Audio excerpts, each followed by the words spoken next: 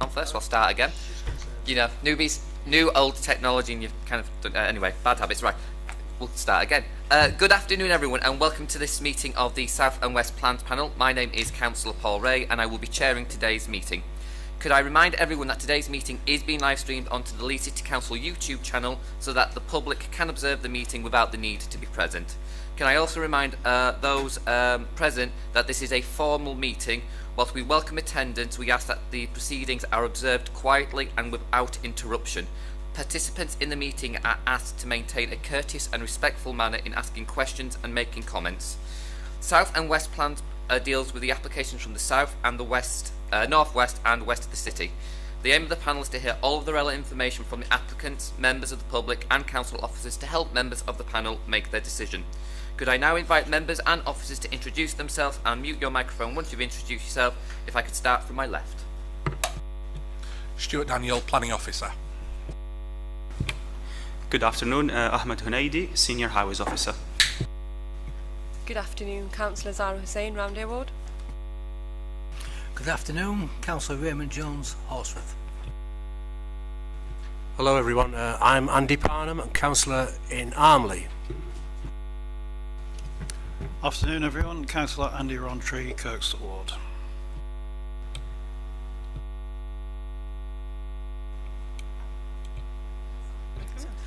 Good afternoon, my name is Mahalia Francemeer, Councillor for Moortown. Good afternoon everyone, I am Councillor Killamanaka for Bermondsey and Richmond Hill. Good afternoon everyone, my name is Daniel Illingworth and part of the Plans Panel team. Good afternoon, my name is Penny Stables, I'm Councillor for Wetherby Ward. Good afternoon, Councillor Barry Anderson, Adeline Wharfdale Ward. Good afternoon, Councillor Samforth for the Harewood Ward. Good afternoon, Debbie Oldham, I'm the Clerk for the Plans Panel. Hello, Nikki Dio, Legal Advisor to the panel today. Good afternoon, Jonathan Carr, Head of Development Management. Good afternoon, Steve Butler, Group Manager for South and West Leeds and Lead Officer at South and West Plans Panel. Thank you much, everyone, for that. Moving to the agenda, could I ask the Clerk to go through agenda items 1 to 5, please? Thank you, Chair. Under agenda item 1, there's no appeals against the refusal of inspection of documents. Agenda item 2, there are no exempt items. Agenda item 3, there are no late items. And under agenda item 4, could I ask members to declare any interests? Thank you, Chair. I have an interest in agenda item 8. It is within my ward, and after consulting the Chair, I'm going to withdraw from the deliberation on that item. Thank you. And I don't have a declaration on item number 7. However, it is in my ward, but I've not participated in any conversations with either applicants, objectors or residents on it, so I can make a informed and neutral decision at the panel today. Thank you both. Under agenda item 5, there have been no apologies received, Chair. Thank you. Thank you very much. Item number 6, minutes of the previous meeting on held Thursday, the 1st of August 2024. Do members accept these minutes are a true and correct record? I'll take silence as a yes. And are members happy to move these and any matters arising? Yeah. Any matters arising? Yeah. Any matters arising? No. Brilliant. So item number 7, change of use of dwelling, use class C3 to 5-bed HMO class C4. Insert of two number roof lights to rear, infill of first floor window and light well, and render of rear to the 21 Longroy Terrace, Beeston, Leeds, LS11 5JH. That was a long sentence. Could I ask officers to present the application, please? Thank you, Chair. So the application relates to a change of use which results in a use class change from C3 to C4 and is brought to Plans Panel at the request of Councillor Carlisle for the reasons set out in the report. The property is a mid-terraced, 2.5-storey dwelling located in a densely populated area of Beeston, which comprises of mainly terraces and back-to-back properties. The property faces out onto an open parcel of open space consisting of mature trees and grass and mature tree planting. The next set of images are a series of photos of the application site. So this one here is the front elevation of the property with the small terraced row of the same properties. Our application property is the one in the middle, the one with the for sale board. This one here is just a bit more of a close-up image of that principal front elevation. This is taken from the side elevation of the property, showing the rear of the property along, like I say, with the side.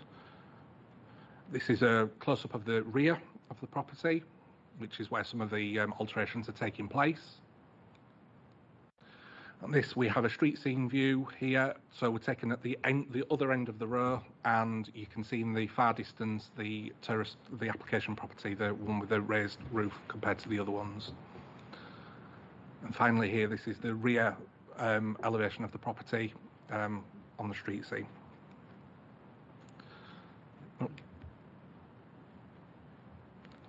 The proposal would consist of 5 bedrooms split across ground, first and second floors, with communal access to kitchen and dining facilities at ground floor and a TV cinema room in the basement.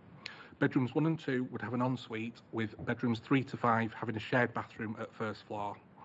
The proposal would also involve the insertion of 2 roof lights to the rear roof plane, a new light well at the rear to provide additional light into the basement, the blocking up of an existing first floor rear window, excuse me, and render to the rear elevation. A total of 4 letters of objection have been received, and the points raised can be found within the main body of the report. However, the main points of consideration are the principle of development, any impacts on residential or visual amenity, and highway safety. The application property is presently in residential use, and as such, this proposal represents a continuation of that existing use, although via a different housing type, but would still be therefore compatible with the predominantly residential surroundings. As part of the assessment, officers searched the LCC Council Tax database and HMO licences, which showed there are no other HMO properties within the adjoining terrace and a total of 14 within the wider residential area. So this is out of around 490 properties within that tight cluster of dwellings. This illustrates there is a very low proportion of HMOs within the area. Furthermore, officers consider that the conversion to a HMO helps improve the choice of housing types and tenures in the area, but would not be harmful to the character and amenities of the locality or undermine the balance and health of the community. Furthermore, the loss of one family dwelling is not considered to be harmful overall, given the low numbers of HMOs within the area. It is recognised, however, that HMOs can impact on neighbouring amenity in a number of ways, which is expressed within the representations received. This could include antisocial behaviour, noise and nuisance, which can result in increased number or the different pattern of comings and goings of residents, as opposed to a single family. In this case, however, it would be for a total of 5 residents, 5 occupiers sharing a house, and is therefore not considered to be materially different to that of a family dwelling. Whilst there may be different pattern of comings and goings for occupants and they may lead different lifestyles, it's not considered that this would be unacceptable given upon the adjoining residents or the wider community, given the small-scale nature of the intended use. Internally, all rooms are of a reasonable size, with the communal arrangement appearing logical, being on the ground and basement, and overall it's considered that this layout would provide residents with a good standard of living. The proposal would also involve modest alterations to the rear, consisting of a light well along with roof lights to the rear roof plane. Neither of these additions are considered to be visually intrusive or detract from the property's character or appearance. As such, these would have a neutral impact overall. The rear elevation would also be rendered in also to cover up some patchwork bricks and to achieve an overall better finish. Given there is a mix of materials and colour finishes on the rear, officers raise no concerns with the use of render. Whilst the property has no off-street parking, the proposal is not considered to be significantly more intensive than the existing use, which would justify reason for refusal. And given the availability of on-street parking and access to local amenities and public transport, officers raise no concerns in this regard. To conclude, officers consider that the proposal would have little impact upon the amenities of existing residents, nor upon future occupants of the HMO. Furthermore, the application would not generate a level of parking demand that would cause an issue to the wider area, and as such is recommended for approval. Nothing further to add, Chair. Thank you very much for that. Now we do have people here who have put in objections, so could I invite Councillor Carlisle to the table, who is speaking in objection to the application. Once you are ready, Councillor Carlisle, you'll have 4 minutes to present your case. Yeah.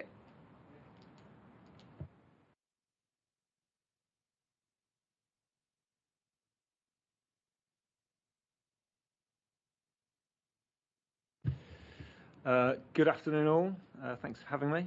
I'm not an expert on planning, but I do know this community that we're talking about really well. I've worked and lived there many years, and I've had close conversation with many residents, not limited to, but including the excellent Friends of Hunslet Moor group, who do a lot of work around that community. Just for clarity, although this is essentially Beeston, it's also commonly known as Hunslet Moor, but that's a long story for another day.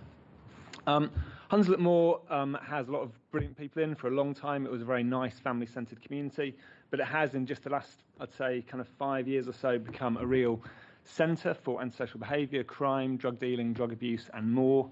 There are just stories that I and my ward colleagues hear on a regular basis about the very real impact that all of that is having on the local community. Drug dealing and drug use in plain sight. Just yesterday there was a big drugs bust, which was the last in a long line, and there will be more. And West Yorkshire Police would certainly recognise these issues there. The council themselves are convening a problem-solving group as well, looking at issues around that area and around Dewsbury Road related to all of the above. And just echoing what our colleague, the officer, was saying. So in the same way that licensing looks very much through the lens of cumulative impact increasingly, I think we really need to look at the cumulative impact of HMOs in our communities, because although these issues are everywhere, as we've heard and as the council website itself points to, there's a real issue with the cumulative impact of HMOs in a given community. And around imbalance, stability of the community, health, and so on. And I think communities really get into spirals. There are other communities in my ward that I can point to, I'm sure maybe you can in your ward as well, where there's been a real proliferation of HMOs, and those communities become really, really challenging, really difficult. In particular, there's a real angle here around lots of HMOs become spaces for supported housing. This is a real cottage industry which needs attention and scrutiny that transcends today's meeting, because 9 times out of 10, people in supported housing do not get the support they need and often have considerable local impact. Hunslet Moor is not there yet. Hunslet Moor continues to be a really vibrant community in many ways, but it has lots and lots of issues. Leeds City Council is very overt about the fact that it has no fixed threshold for what constitutes a high concentration of HMOs in a given community, but core strategy H6 Part A clearly states the aspiration to control the development and over-concentration of HMOs in communities. This application might seem innocuous. It's not about this particular application. I am told that the applicants are very good people and they get professionals in and so on. But we need to remember that this is a permanent conversion. By default, this will remain an HMO for as long as it wants to be, and so there'd be nothing to stop this particular landlord, who might be wonderful, selling the property on, and then it just adds this cumulative impact of kind of people in the community who have a real impact upon the community. So in conclusion, yes to creating more homes. HMOs definitely have a role to play in the city, but there is also clearly a real shortage across the board for family housing as well. And we need to spread out the impact. And I strongly believe that Hunslet Moor has its fair share of HMOs for the community. HMOs are profitable. This is about bottom line. But we need, communities like Hunslet Moor are really suffering and they're groaning. And we need to resist the proliferation of further HMOs. Thank you. Thank you very much for that, Councillor Carlisle. Any questions from members? Thank you for that introduction, Councillor Carlisle. I just wanted to ask one particular question. You mentioned about you've had involvement in the community. What's the current situation in relation to, there's mentioned in the pack about parking on verges in front of the property. Do you know whether there's any particular issues that are raised with you about parking at the moment in that area or vicinity? Parking for me isn't an issue with this particular application. There is reasonably, there's plenty of parking in that area. There's quite a lot of people who don't have cars relatively, so that's not something people have raised with me. The issues that people have raised with me about this application and about HMOs in general are very much about the cumulative impact around crime and social behaviour and the way in which HMOs are very, very disproportionately linked to that. Anyone else have any questions? Thank you very much for your time then, Councillor Carlisle. Could I invite the applicant's representative to the table? Once you are ready, you will have 4 minutes to present your case.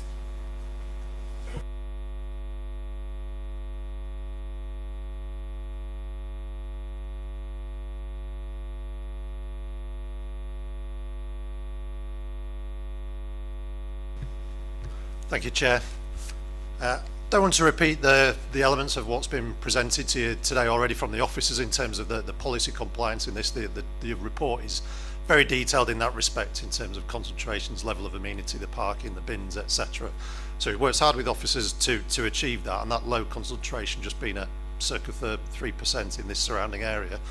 I've spoken to Councillor Carlisle about already and want to give members the comfort today that this is a very professional company, relatively young but well-established company in that sense of who operate professional HMOs, other properties across Leeds.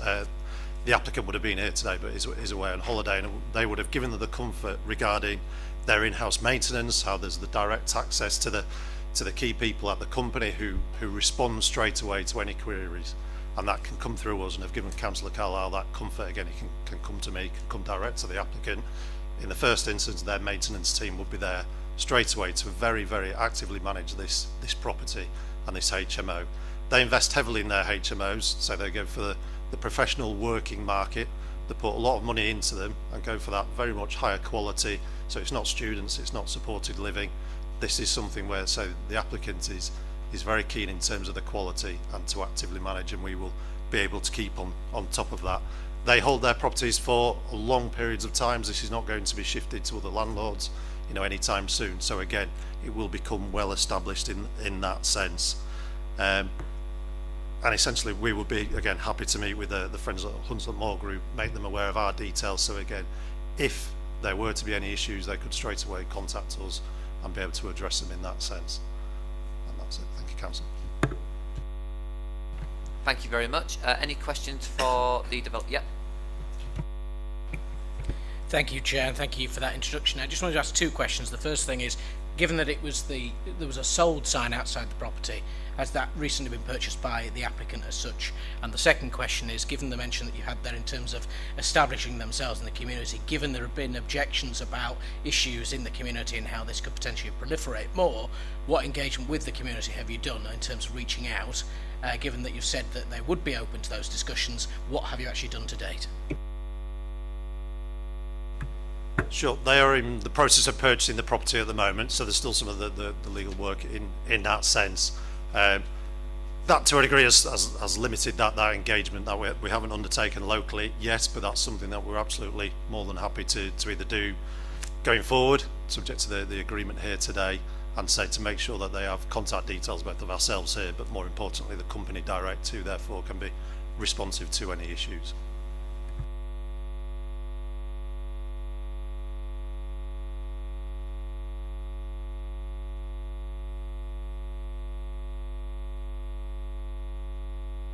Any other questions from any other members? Thank you very much for your time and for joining us today. Questions to the officers? Any questions to officers? Councillor? Thank you, Chair. I'd just like to try and drill into the data a bit when you were talking about the number of HMOs in the neighbourhood. And please correct me if I got this wrong, but I think you were saying that of taking the neighbourhood to be 400 properties, 14 currently had the status of HMO? Through you, Chair, yeah, that's correct. So of the registered properties, 14 have been registered, of the properties within the defined area, 14 are registered as HMOs, that's correct. So this one obviously would make 15, and in your opinion that's not a level that's a cause for any concern. The question I wanted to ask is just to get a sense of scale. At what point would you start to be concerned about the level of HMOs and the prospect of proliferation? At roughly what figure might that kick in? Through you, Chair, that's a really difficult question to answer, because it's to coin a planning phrase, it's each application on its own merits. So it would depend on the area, how big a area you look at and things like that. So, for example, areas like Headingley and Woodhouse, they have a higher proliferation already. So we probably wouldn't support as many more there as we would in other areas. So I'm afraid that's a bit of a round the houses answer, but I can't give a set number, because as you know, with planning, everyone is looked at on its own merits. Okay, please, Chair. Yes, just I'll have one more try anyway. So in that case, then what's the basis for the calculation that you've done? If it's not a sort of a purely mathematical thing, so the factors that have gone into you saying, no, this is okay. If it was loads more, it would have been more. If you could help us out with that, please. I mean, this map here, I think if I can, well, kind of try and do both, but we've looked at an area here which is the densely, you can see with the dots, they are dotted about throughout that estate. So for example, if there was, this is our property here, if there was, I don't know, picking a number out of the air, but if there was 5 or 6 within a terrace, one could argue that that is a proliferation within that area. But when you look at 490 and you look at how they're spread out, I think a layperson probably would look at that and think there's not a proliferation. Everybody's entitled to their own view. Members here may take a different view to that, but that's how officers have reached that judgment. Councillor Stapleton and Councillor Anderson. And I suspect everybody's thinking the same thing, was going to be a very similar question. It was going to be, you know, what percentage of HMOs within a housing area would you make a decision that, you know, should, I mean, we're sitting here now trying to make a decision as to whether that is acceptable to have another HMO, but I think that's incredibly difficult for us to do because there isn't any guidance as to what is an acceptable level. So has there been any research that has been carried out looking into this that can give us any guidance on this? Chair, could I just add something to that? From experience of working on HMO C4 proposals in the past and looking at how to limit the numbers at other authorities, we've looked at percentages of 20% within an area pin, for instance, and not having more than 2 concurrently in a row next to each other. So the densities that we're looking at here are very low compared to the sort of thresholds that inspectors would look at in terms of determining planning application appeals, where you've perhaps got 3 in a row, or perhaps at least 20% of the total terrace as HMOs. So in this particular instance, we don't consider that the authorised HMOs that we've got on this map constitute anything close to an over-concentration from our perspective. Thank you very much for that. That's kind of the information I was looking for, really, because I think it's really difficult for us to make a decision otherwise if we haven't got anything to go on. Thank you.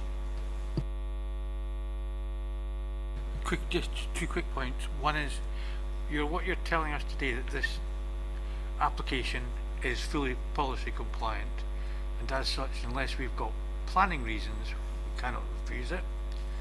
And secondly, the terms of the condition, time limit for full permission is 3 years. One of the comments we heard was that there was a concern that if something goes wrong, there's no way of stopping it continuing. But with this 3-year condition in, if after 3 years there's a problem at that location, it can be reverted back. But what does the 3 years actually mean?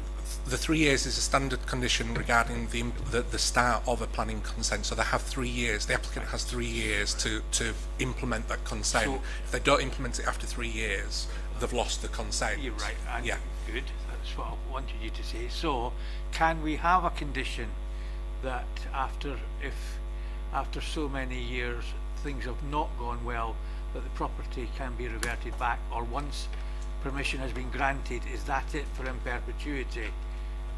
Yeah, you can't have a condition that if things don't go well, it reverts back. It wouldn't meet the tests for attaching a condition. I mean, if things don't go well in that, there are other mechanisms in place. That's fine. Yeah. I'm not needing to push that any further. That's fine. Councillor Minaka and then Councillor Firth. Thank you, Chair. Sorry, 1 second. Oh, sorry. Sorry, sorry, 1 second, Councillor Manaka. Just to jump in, we could add or agree with the applicant's management condition that would allow us to try and enforce against it if it's not being run in accordance with that management plan. We could do that, but what's been requested otherwise we can't really do. Okay. Councillor Minaka. Thank you, Chair. Just following up on what colleagues have said, regarding to say for instance antisocial behavior or anything going wrong. Has there been any reports on the HMOs we have at the moment in the area where things are going wrong with them, be it for the neighbours or anything? Has there been any such reports? I know that Councillor has said there's no problem really with the street at the moment and everything is okay, but obviously he is concerned about parking on the verge and all that. So far, the HMOs in this vicinity, has there been anything that is of worry really? To the LPA's knowledge, no. Yeah, that's as best as I can answer. Councillor Firth.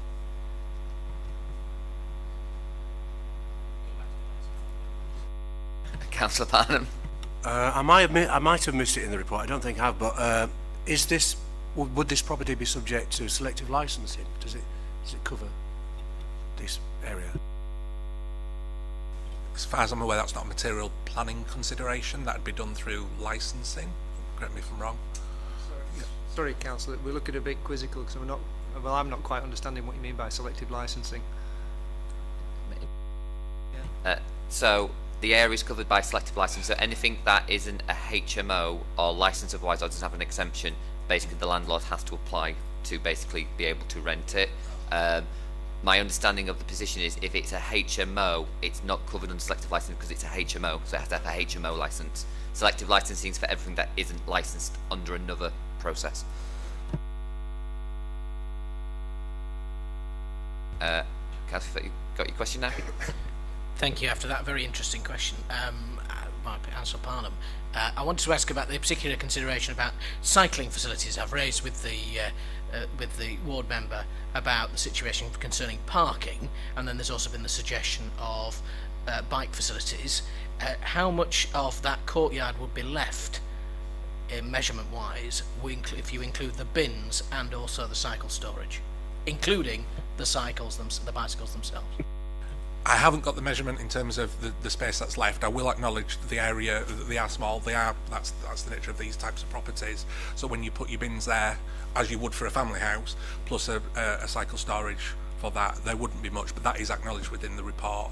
But as I say, it wouldn't be materially different to a family house in that respect. But I don't have the actual measurement of what garden or what space would be left. Don't think there was. I suppose, show here, this is your yard area here, so you have your 3 bins and that, so there wouldn't be much in the way of courtyard, but there isn't much now. So access would be blocked by any bicycles? No.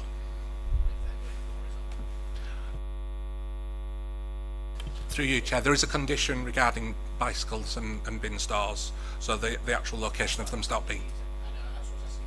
But there wouldn't be blocked is the answer to that question. Any follow-up, Councillor? Any other questions from any of the members? I'll open it up to comments then. So any members wishing to make any comments? Councillor Francis Smith. Hello, I can't get used to these new ones. Just a comment really regarding the property, and they've mentioned it's, high level, good quality work and so on, and it's just to ensure, because I'm looking at some of the comments in the objection that the developer would actually, is there any way that we could put a recommendation that will ensure that those party wall agreements are signed and that the two neighbouring properties have those in place? Would that be possible?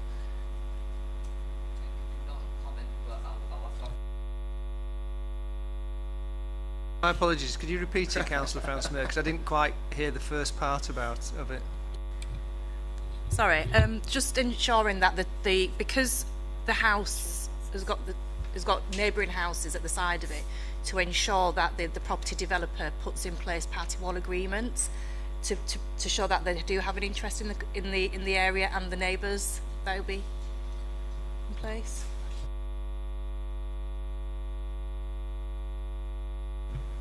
Sorry, Chair. I think party wall agreements only usually apply where there are works to that party wall.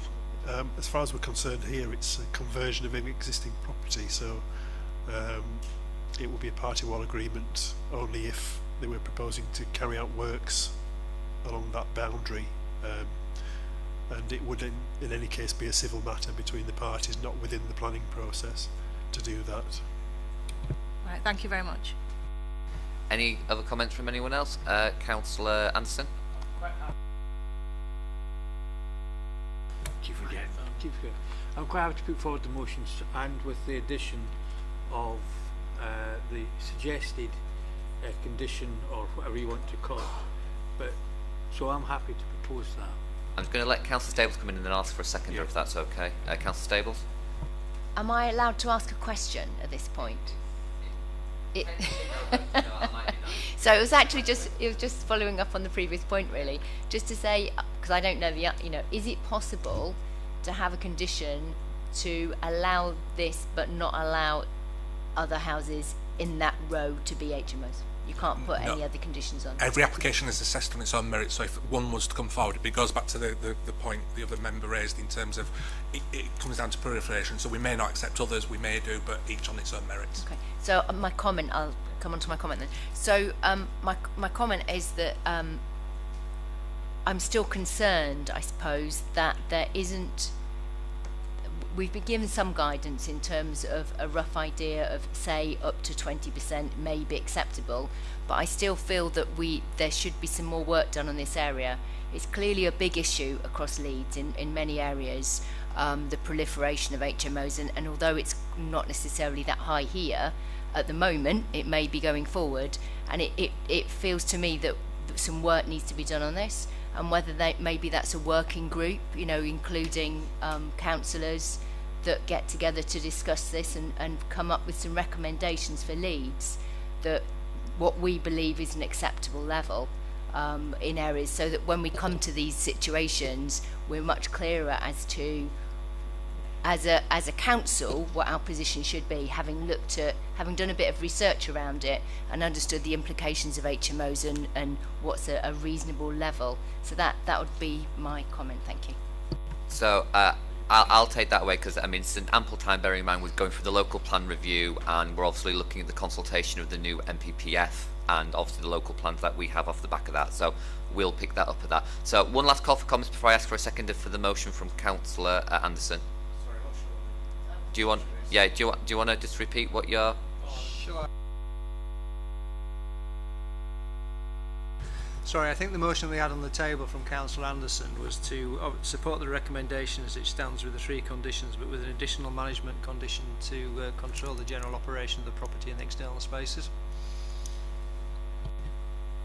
Right, but where does that leave me? Because I don't want to. I want to object to this. Well, it can go all sorts of different ways, actually, which is one of them. But we do have the motion that's in front of us, which is obviously being tabled by effectively what you have in front of it, but with an additional condition. So we now need to see whether that will be seconded and supported, unless there's an alternative motion that's put in, or you can just simply abstain, or you can vote against the motion. Councillor Palmer, if that's clear. Well, in that case, I want to put an alternative motion, which is to object to the HMO. On the basis of what? Could you, if you're putting a competing motion forward, it's incumbent for members to provide a reason as to why you're putting a competing motion against the recommendation to grant planning permission. Are you just objecting to the? In which case, if you're objecting to the motion that's been put forward, then you don't vote for it, or you don't second it. Now, at the moment, we've got a motion that's been put forward to approve and grant planning permission. Now, it's up to members around the table as to whether they wish to second that motion, and we go to the vote. So do we have a seconder? Is there a seconder? So do we have an alternative motion on the table then? Okay, in that case, I will put an objection to this HMO, bearing in mind the councillors' concerns of the impact of granting this permission would have materially on the neighbourhood in terms of the issues he's raised, the concerns, ASB, and I also don't think it's a suitable conversion in terms of size. Is there a seconder? So we do need to make a decision on this hopefully today, guys. Councillor Firth. If there is nothing, as the issues that I've raised around parking, around the cycling, and all of there are no material problems, then we are in the situation of putting at risk that we might have an appeal, and therefore, ultimately, I'd have to second Councillor Anderson's thing, although I am hesitant. But certainly it's because of the fact that if they are not going to support, there is nothing in planning law for us to be able to turn this down from what we've raised and what the evidence that's been raised as well. So we have a proposal and a proposal and a seconder. Just before members go to the vote, do we just want to sum up what they're voting on? Okay, can we just clarify what's happened? We've had a motion put forward to grant planning permission with the additional condition that Councillor Anderson has proposed. I just want this to be clear. Councillor, you've put a competing motion forward to refuse planning permission on the basis of the reasons that you've outlined in relation to antisocial behaviour and the other matters regarding the community and cumulative impacts. Nobody has seconded your motion. Councillor Firth has just seconded the original motion that has been put forward. Now that must go to the vote. Can I ask for a point of clarification? Okay, I don't understand the conditions. Can you explain? Of course. What? Can I? Because this was explained during the debate when it was questions to officers. If I could hand over to Steve to explain what the purpose of the additional condition that's been added to the first motion that's now been seconded. Well, just going back to the additional condition, there were concerns expressed about the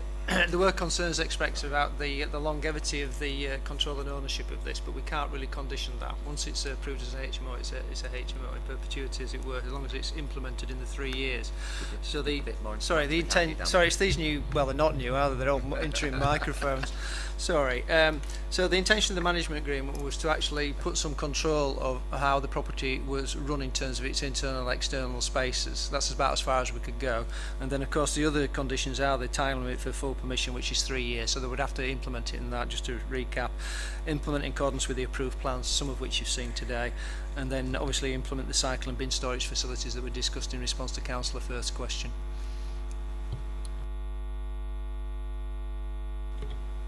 Does that assist Councillor Stables in terms of what's that condition that Councillor Anderson has suggested to be added? Yes. Right. Okay, so we've got a seconder now. Chair. Through you, Chair. I just want to highlight to members' attention there was an appeal decision in 2020 for a HMO in Beeston at Belvedere Mount, so it's not within this cluster, but I'm sure local ward members will know. So this was recommended for approval by officers. Members overturned that and refused it, and it was allowed at appeal. And it basically said that that there's a number of quotes that are relevant, but I acknowledge that police identify a higher than average crime rate within Beeston, but this is not identified as being associated with a mix of dwellings within the area. The inspector also says he's satisfied that the loss of the family-sized dwelling would not have a harmful effect on the wider area or wider need to provide family housing in the local area.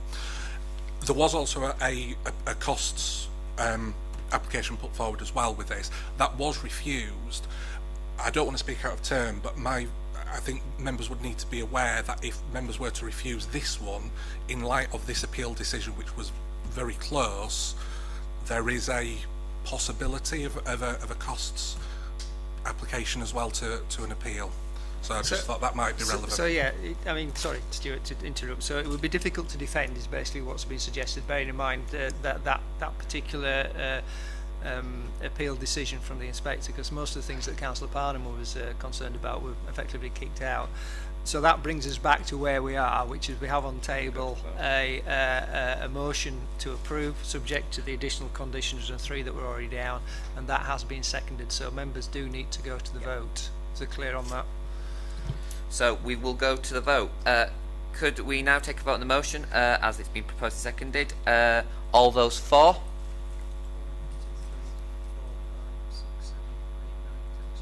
Unanimous. For good practice, all those against? All those wishing to abstain? Officer to confirm the vote. Thank you, Chair. So the application has been granted permission subject to the additional management agreement, and the vote was unanimous. Thank you, Chair. Thank you very much for that. Item number 8, restaurant with drive-thru use Class E and sojourners, including car park alterations, landscaping and associated works at land adjacent to Unit 1, Kirkstall Retail Park, Savins Millway, Kirkstall, Leeds, LS5 3RP. And I will hand over to the officer to... Thank you, Chair.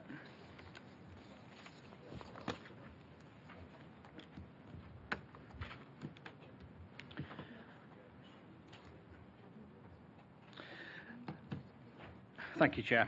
The next item for consideration is proposals for a restaurant and drive-thru with car park alterations, landscaping and associated works at land adjacent to Unit 1 Kirkstall Retail Park, Savins Millway in Kirkstall. The proposals relate to the corner site, which is indicated in the slide in front of members.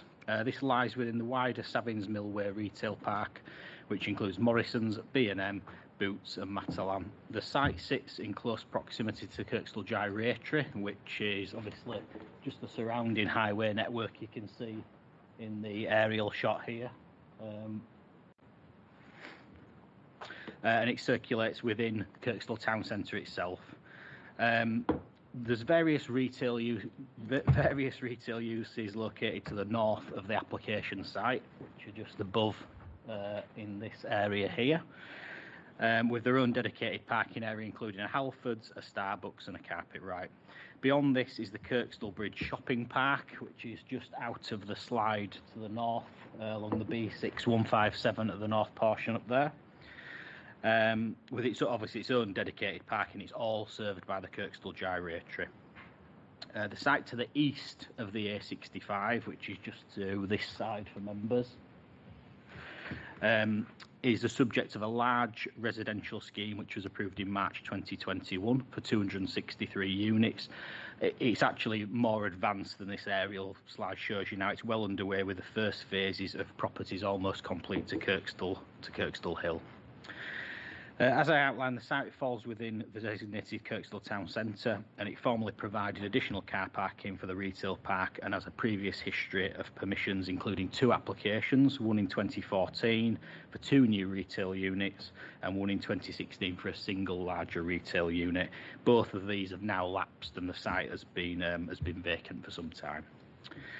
The application is requested to be determined via committee by Councillor Venner on the basis of highway safety impacts, including additional traffic generation, wider impacts within the Kirkstall ward itself.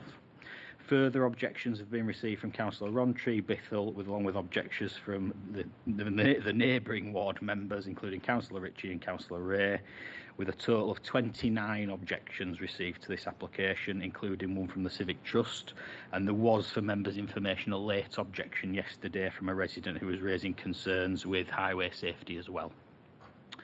So as I've said, the objections themselves predominantly raise highway safety impacts, but they do include other concerns regarding litter, noise, air pollution, biodiversity impacts, obesity associated with fast food uses, and adverse impacts upon amenity. We do have 2 letters of support as well, just to draw members' attention to those, which basically just outline the development will create additional jobs, and obviously the site will be redeveloped itself. Before you continue, just want to clarify, that's a different councillor, Ray, that objected. There are 2 of us on Leeds City Council now, different spellings. Yeah, sorry, should have made that clear, Chair, yeah. So just onto the second slide, we've just got some photos to run through of the site itself for members' information. This just shows the site within the hoarded area. It's obviously just an existing former parking area, which is, as I say, has just been vacant for some time. This slide shows the access through the site itself. Again, general hard standing surrounded by hoarding. This access is actually to be retained as part of the development, although in a different form, with a zebra crossing and a pedestrian route through the site, which I'll cover in the following slides for members. This slide shows the eastern service route, which is just above the application site, and this is utilised for deliveries for the wider retail park itself. This will remain unchanged, And there's an existing area of mature trees and landscaping to the site frontage on the right as you look at that slide there, which will also be retained as part of the application. So moving on, this side shows the general proposed site plan of the restaurant building. It's located centrally within the site, with the drive-thru itself a one-way route in a clockwise direction around the building, and it enters and exits from the retail park itself, so there's no separate vehicular access from Savins Millway. You go obviously along Savins Millway to the side here, enter into the retail park and into the development itself. This is the pedestrian route, just for members' info on the slides. Obviously, you come across the Matalan's frontage here, and it will be a zebra crossing onto an area at the front of the restaurant and back through towards Savins Millway, so there will be connectivity through the site. There are a total of 6 parking spaces to be provided, as outlined within the section of the report for members. 2 of the bays within the existing retail park, these will be changed to grill bays for vehicles awaiting food collection. It meets with the Transport SPD's guidance for restaurants based on the floor area, so that the parking provision is considered acceptable. An electric vehicle charging provision is to be provided and conditioned, along with cycle and refuge storage also as part of conditions. This slide just shows you the further layout, just a bit more of a close-up for members, and it includes the refuge storage area to the rear and the servicing bay to the rear of the restaurant, which will be located on the existing service road. It's just to the top here, where indicated previously, where deliveries will be received, so it'll be serviced from that area of the site. Just to further highlight to members, the application itself has had a significant level of objection based on highway safety, with a total of 26 objections, and they're obviously summarised and outlined within the panel report itself. So on matters of traffic impacts, an assessment's been drawn up and submitted by the applicant with extensive negotiations with highways officers, and this encompasses the site and the wider area, including the gyratory, and it ascertains the likely impacts the proposal will generate. The assessment looked at the worst case scenario for peak hours, including Fridays and Saturdays, whilst incorporating committed developments, i.e. what's being built in the vicinity and the projected traffic growth into the modelling. The development is not considered to create a significant additional highways impact, with an additional 24 to 32-way primary trips at peak time, and the capacity of the gyratory has been assessed within the modelling. This does show saturation within 2 lanes, which would increase from 89% to 107 in the Friday peak time and 90 to 124 during the Saturday peak. These impacts are not considered severe, and though the implementation of through the implementation of improved signal technology and mitigation measures, it is considered that delay could be reduced across the gyratory. So in summary, the submitted modelling reflects that improved technology, which would be secured through a Section 106 agreement, consisting of a sum of £30,000 for signal time improvements and a further 42 for red light violation cameras. The development's not considered to create a significant impact upon the surrounding highway network. So just turning to matters of design, amenity, landscaping and biodiversity for members, this slide indicates the visuals for the building itself. The building comprises a flat roof design with stepped elevations, and the massing is broken up through the use of a varied palette of materials, including cedar effect cladding, a buff brick plinth to the lower level, and the insert elevations will be finished in a composite mushroom shade with cladding and a parapet finished in a red at the top. The frontage of the site features an expansive glazing where the entrance will be located, an external seating area, and there'll be access to 2 side window booths which obviously service the clockwise drive-through itself. In terms of operation, the business will be open from 7 a.m. till 12 a.m. with deliveries permitted between 7 a.m. and 5 p.m. So the operational hours.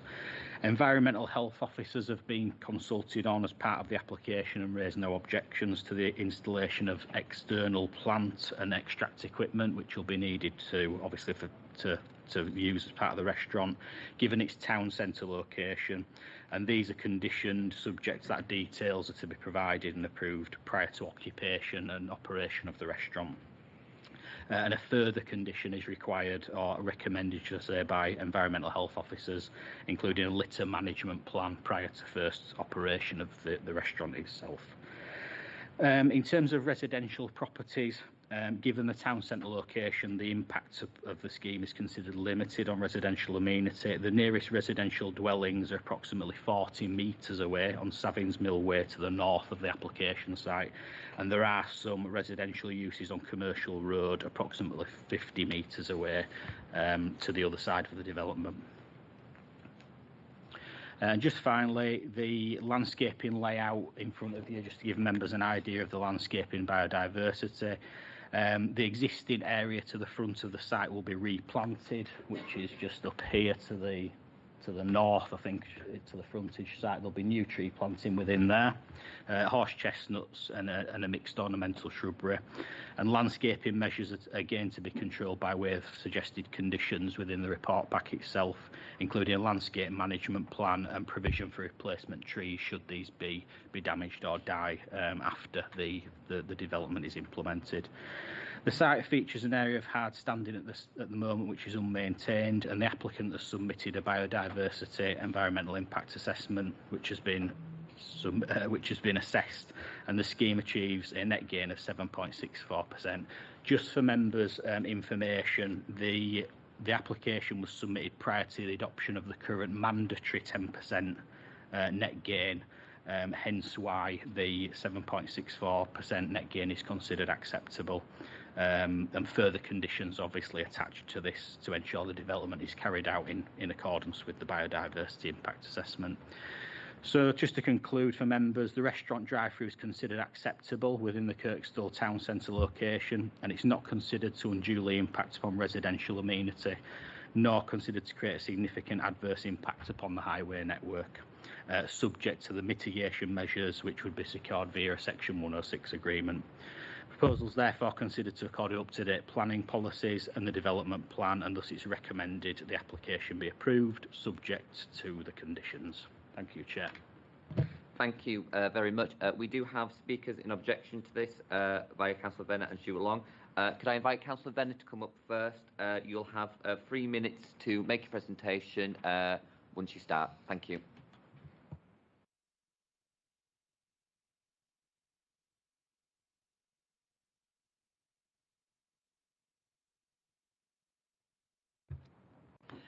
I'm speaking as a Kirkstall councillor. 3-minute walk from this site. This site is a blight in our ward, and the developers have explicitly said to my ward colleague Hannah Bithell, if they don't get this through, they will leave the ward with the derelict site. She did respond that attempting to hold ward members to ransom is not appropriate, and we will continue to fight for the right development on this site, which this is not. We are particularly concerned about the highways data, which provides us with an average.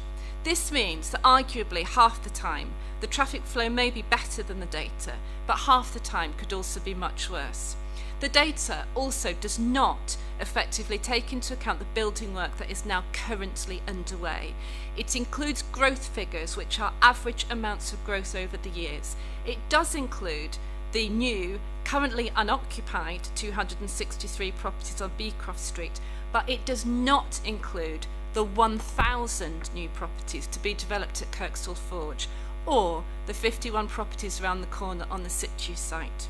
We know a planning application must be judged for its own impact, but as part of an accumulation of businesses on this junction, this application will be a contributor to a much wider issue.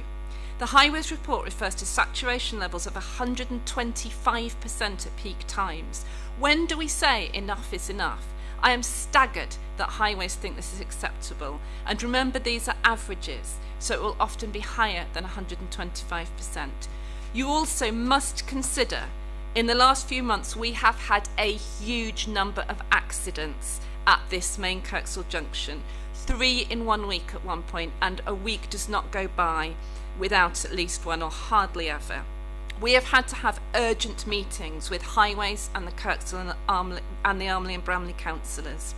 These accidents have been serious enough for us to have yellow box cameras added to the junction, larger signage putting up, and an application is being made by Highways for red light violation cameras. On a junction where there is already too much traffic, regular chronic congestion and significant issues with safety, adding specifically a drive-through is a terrible idea. Also to consider the bus lane. The bus will need to cross the build-up of traffic heading towards the drive-through to get in and out of the right lane. We are in a climate emergency and encouraging bus use, and here we are looking to actively block the bus in.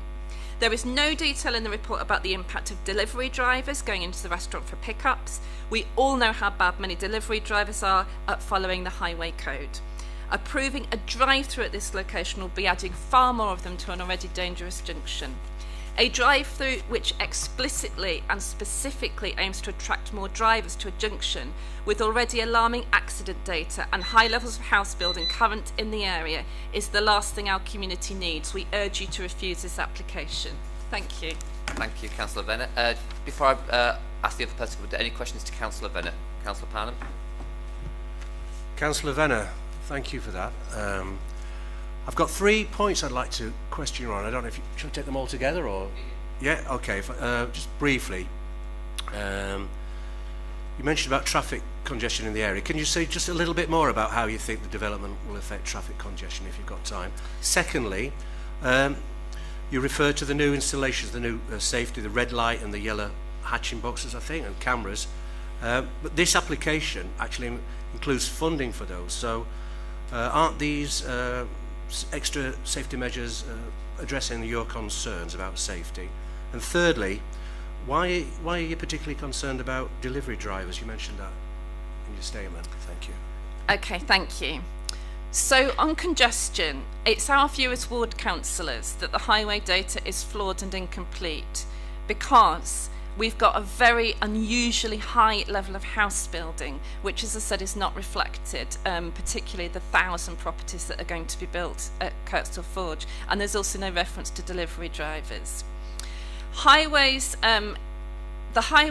we've had conversations with Highways about why they haven't objected to this. And their logic almost seems to be this junction is so badly congested that a bit more won't make much difference, and that just seems entirely illogical to me.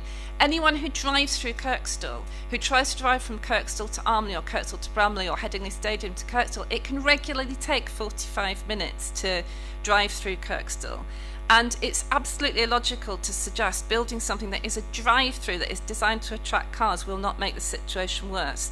This junction is chronically congested. Why would you pass something that would add to this? As well as the many accidents, which meant we've had a lot of meetings with Highways about this junction this year because of the accidents, but also because of the congestion. So we've had a specific meeting with the Kirkstall, Armley and Bramley councillors with Highways about the congestion issues.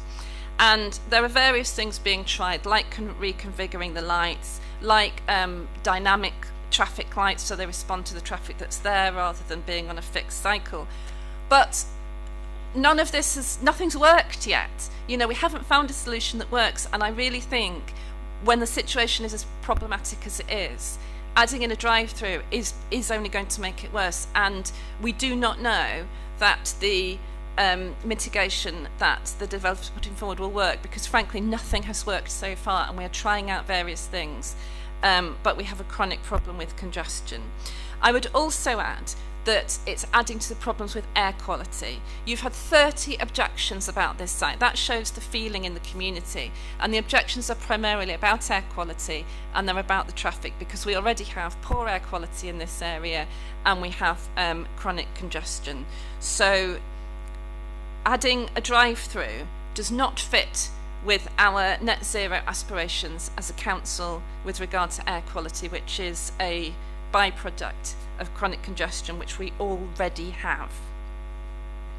Sorry, I'll move on to you asked me a question about whether the things that are put in place address the safety concerns.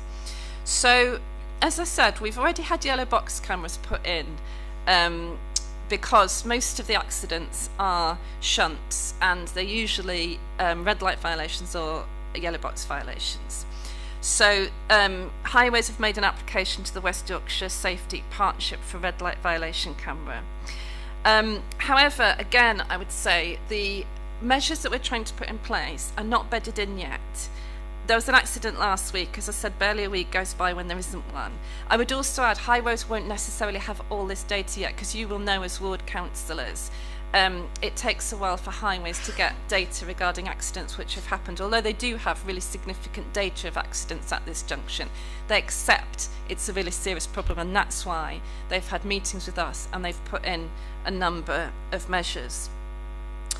Some of the accidents have been serious enough to include the fire service, although most of them are minor shunts.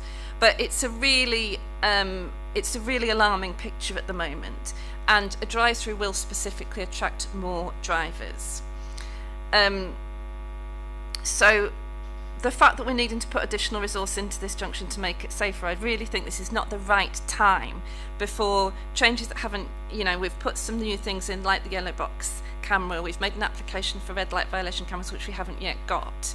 This is not the right time to add a drive-through into a junction which is already dangerous. And I think it would be irresponsible, frankly, to add to the problems of this junction, given the dramatic increase in accidents this year, some of which have been very serious. This does link to my point about delivery drivers, and I know some of them drive well, so I don't want to kind of suggest that they all drive badly. However, any of you that have got a ward that's near the city centre will have had complaints about delivery drivers, and Highways do recognise that they are an increasing challenge that we have to live with, because they are part of the economy, particularly the nighttime economy.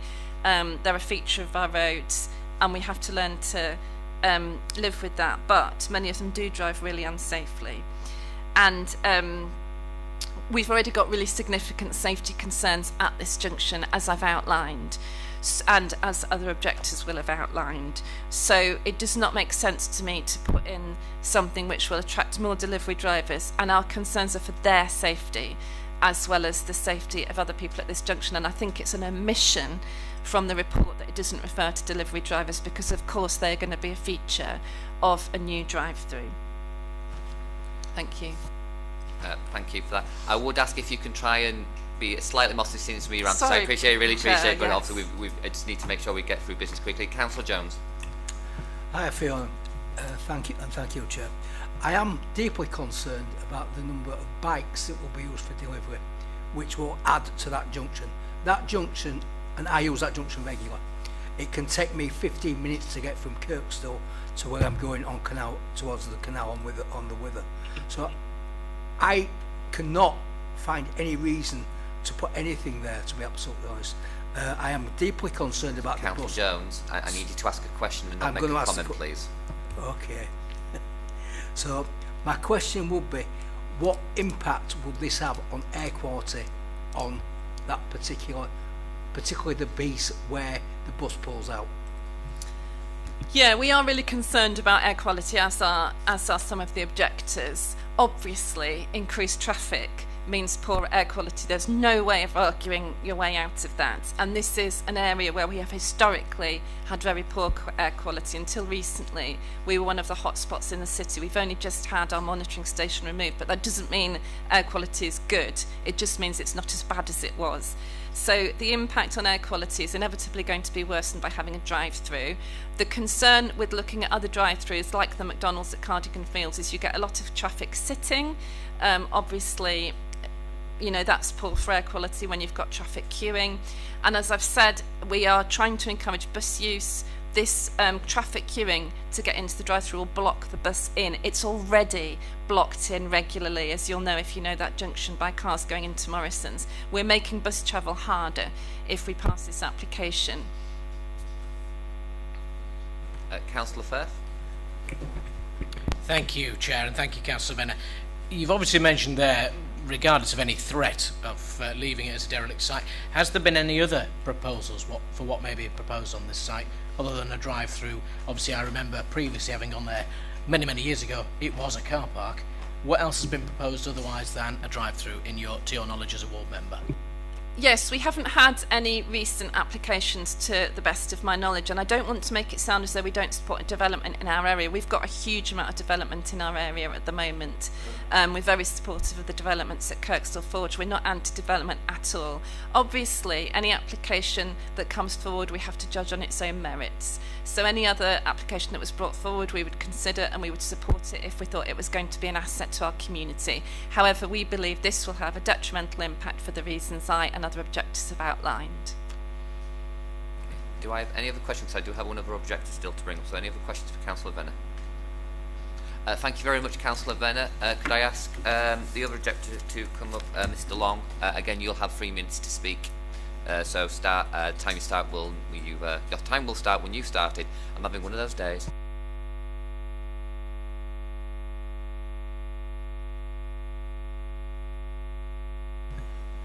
Good afternoon, councillors, chair and officers. Can I just ask, if possible, the officer could put up slide number 18, which is the red-lined one showing the service. That's the one. Thank you very much. Obviously, I follow Councillor Venner's thoughts in regards to the site.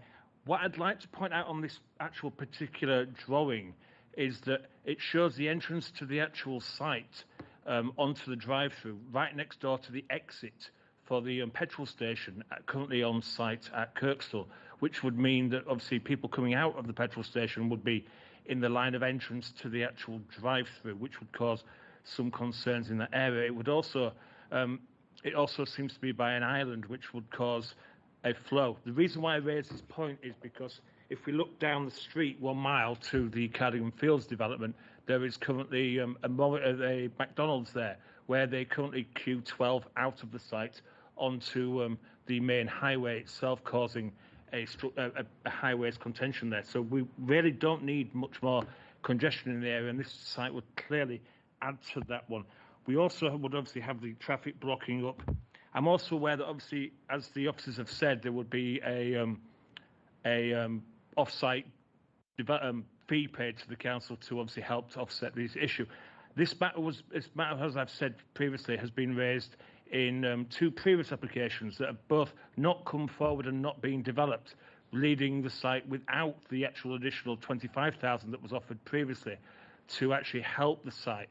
I also note Councillor Venner's objection in regards to, and support her a feeling here on the fact that literally the junction is going to be over 125% swelled in locations. This could have been dealt with many, many, many years ago if they'd have come forward with the original applications as the panel's aware of. And clearly we don't need any more traffic in the area. There's clearly too many pinch points. The crossing of the public across the site shows that at the moment they would have to walk across direct lines of traffic to cross into a retail park and back out of a retail park, which would cause issues for people using wheelchairs, pushchairs, etc. Obviously, with the amount of traffic that's going to be queuing to come in and out. My personal suggestion would be that we don't do this site and that we use where the top trumpet type section of the thing is to provide a brand new entrance to the actual Morrison's complex, so that cars will come in from the top, enter the site, do their shopping, and then leave at the bottom where the current entrance exit is. I thank councillors for their time. Thank you very much. Any questions? Any questions? No? Just before we go on to bring in the applicant, I've just been asked for a comfort break for a couple of minutes, so we're just going to allow that. So we're going to give 5 minutes for a comfort break. So if we can just suspend the meeting for 5 minutes, please. Thank you. There we go.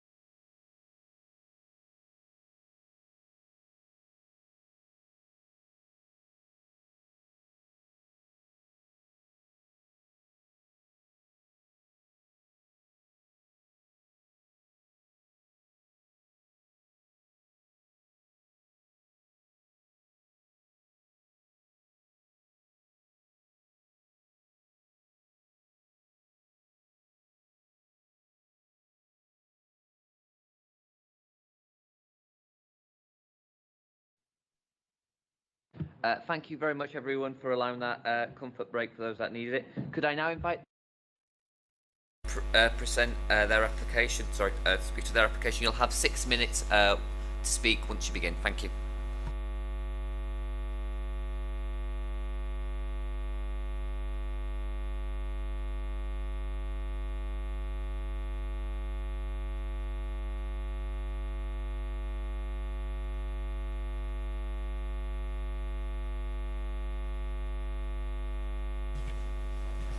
Good afternoon. Before I start, I'd just like to introduce who's sat here. So myself, Nick Pleasant at Stantec, we are New River's planning advisors on this application. Next to me is Ben Green from New River, and beyond is Harry Flexman, who is our traffic highways transport consultant on the project. Between the two of us, we will present, and Ben's here as well to answer any questions that you may have after we've spoken. Thank you. Thank you again, Chair and members, for considering the application. I'd just like to put on record our appreciation for the very robust way in which officers, both planning and highways, have assessed the application. I'd also like to thank ward councillors for their time at recent briefings where they've explained a number of detailed points on the application. We want to work positively with stakeholders and the community, and we're grateful for the opportunity to meet them.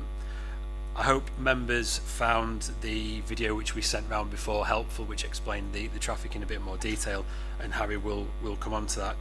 We're very aware of the local concerns relating to traffic and highways, and we've sought to address that with very robust and significant work, and as part of that we are proposing significant mitigation which helps to address some of the current and future issues that have been mentioned by the objectors, and that includes a not insignificant section 106 contribution.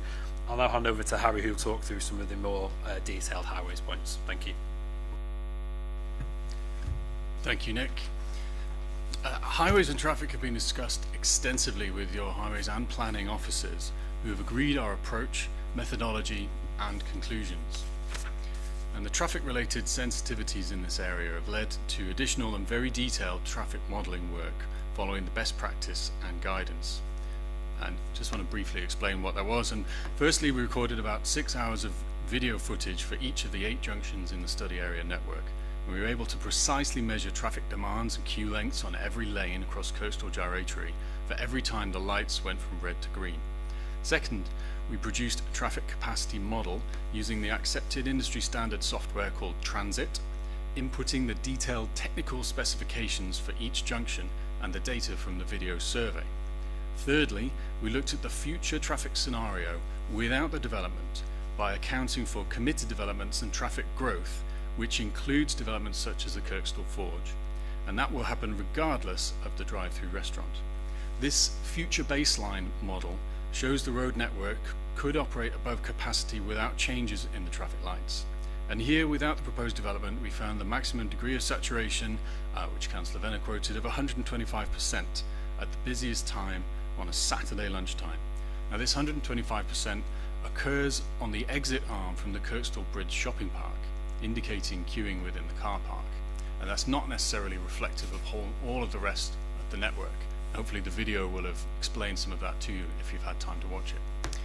The next step is to separately calculate the traffic effects of our development, factoring that a large proportion of customers will already be driving on Savins Mill Way and visiting Morrison's and Matalan during the busier times.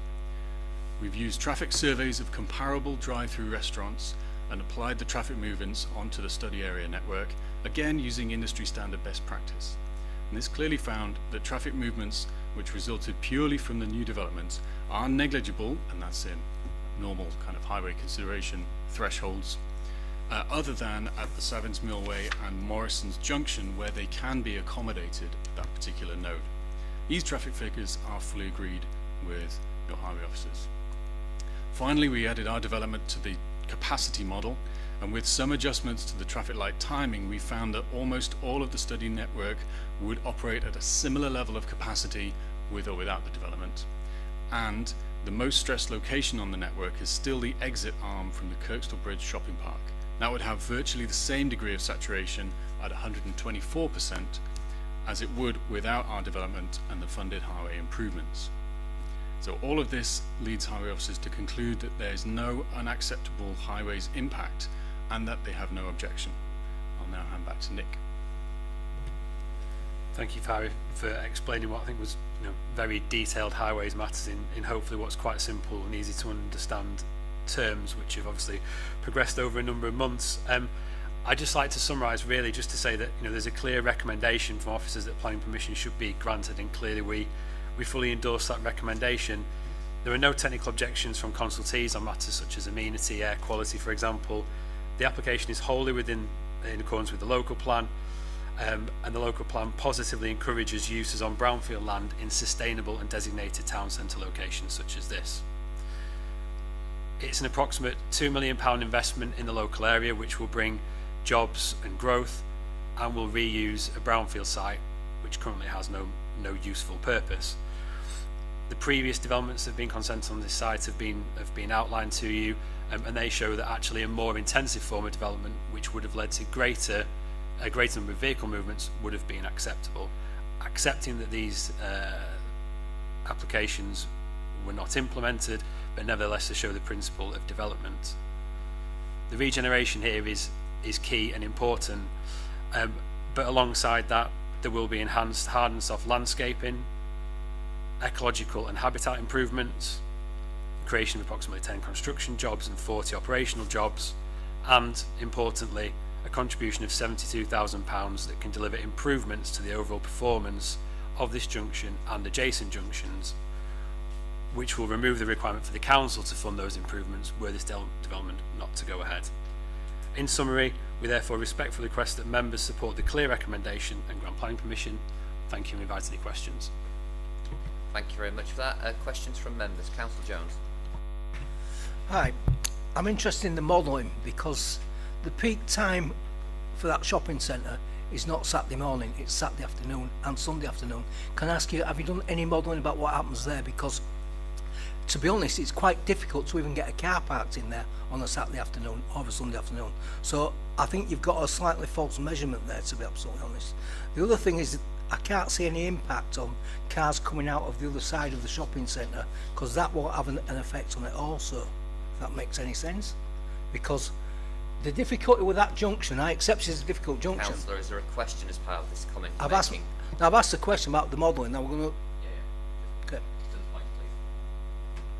So the question is about the modelling and why you've not included the Saturday or the Sunday afternoon, which is obviously a busier time. Thank you, Councillor Jones. When I say Saturday lunchtime, that is our kind of normal wording for the peak period on a Saturday. Normally what we do is we survey from 11 AM to 3 or 4 PM in the afternoon and then find the absolute busiest 1 hour in there. And even if it's 2:30 till 3:30, we'll call that the Saturday lunchtime peak. So forgive me if I've been a little obtuse with the specific language of transport planning.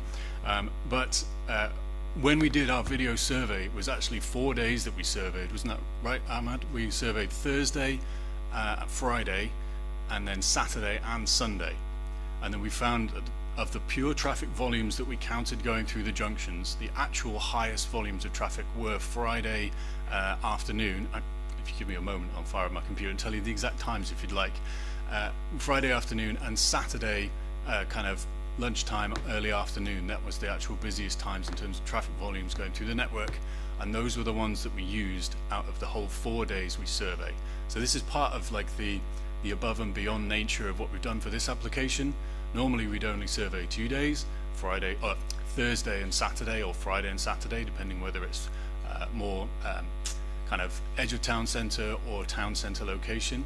But for this one, we specifically agreed with highway officers to do Thursday, Friday, Saturday and Sunday and pick the busiest one from there.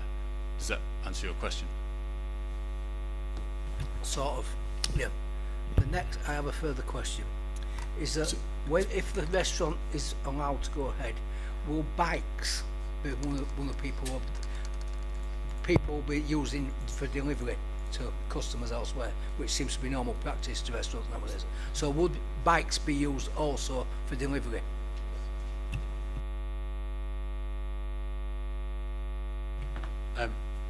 appreciating this won't be a highways response in its purest sense, but in terms of the site layout, I'll answer the question first before I give the detail. Yes, bikes will visit the site, deliveries, customers, yes. But as part of the proposals, we've got cycles parking spaces just next to what is the Matalan unit, and we will have further cycle spaces outside the front of the unit, and they've been included following discussions with highways officers in relation to that point about delivery partners now using bikes quite a lot of the time instead of cars because it's easy for them to get around. So in simple terms, yes, bikes will visit the unit, but we have also made provision for those bikes. And if I can just add to that answer, as Nick said, the method that we use to calculate and predict the attraction of a particular development of a particular size takes into account surveys of other similar drive-through restaurants. And so if those surveys are a little older in nature, more than 5 years old or so, then the delivery activities would have been undertaken by car. And if they're more recent, which some of them are in the database that's available, then the delivery activities would have been shifting over towards electric bikes, and that's reflected within the data that's there. It'll be in our technical notes and transport statement that's on the planning website. You got a follow-up, Councillor? Yeah. So slightly differently, how many cars per day do you expect to go through this drive-through if you get permission? Do we have a number in mind that how many extra cars would actually enter that site?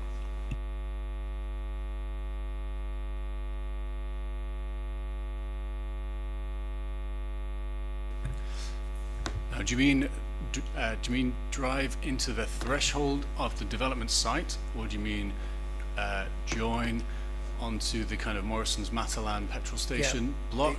Or how many extra vehicles would you expect to enter and leave that area in your driving? How many vehicles would come through in the day would you expect to be? Is it 100, 500, 1,000? What is the expectation of cars that drive through that circuit? I don't have the figure for the whole day myself, not to hand. I could maybe find it in here. But during the busiest hours that we've assessed, it's approximately 60 to 65 kind of vehicles using the actual site itself. But you have to consider that a large proportion of those during the busy times are, they're called linked trips, linked with Morrison's and Matalan, and then I can tell you the exact percentage we assessed, and this was based on an average of other drive-through survey sites that we surveyed and took the average of their linked and pass by and so on.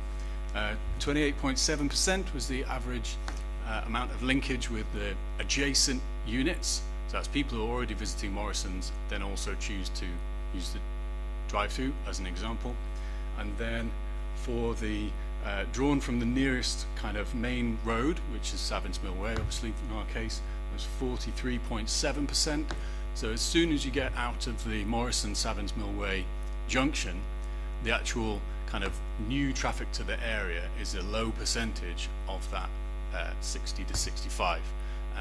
And if you want an example of, say, the calculated traffic effect on the Abbey Road, Kirkstall Hill junction, just that one crossroads there, I've got it here, it's 14 vehicles an hour on a Saturday afternoon, 14 vehicles an hour, so that's like less than one every 4 minutes.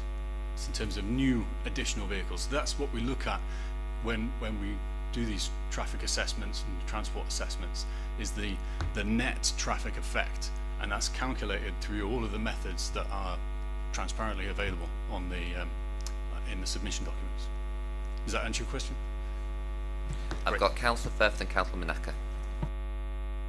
Thank you, Chair. I've got a number of questions, so I'll ask them first of all. This is intended to be an attraction. So as a result, could you give us details of the general uplift in numbers of vehicles that visit your sites that you've had elsewhere?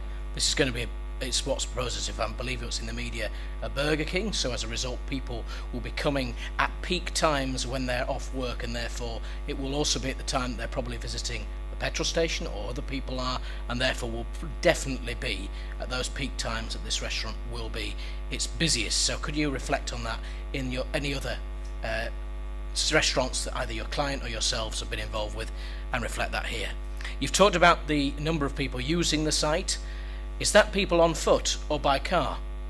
Because at the same time this is a drive-through, but people who are shopping at Matalan next door will be on foot and therefore could walk into the restaurant that's being provided as well. Could you also then provide the capacity of the overall car park of the retail space, and have you done any particular work around about the regular occupancy and availability of spaces within that car park as a whole during those peak periods in particular?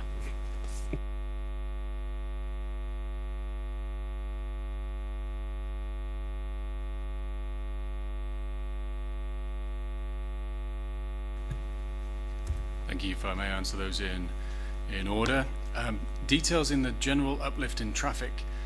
I feel like I've provided some of those in answering the previous question, and I can do it very precisely if you like. What would you like to know? How many additional vehicles will be visiting this site purely to use the restaurant? Purely to use the restaurant. Thank you. So those would be called primary trips.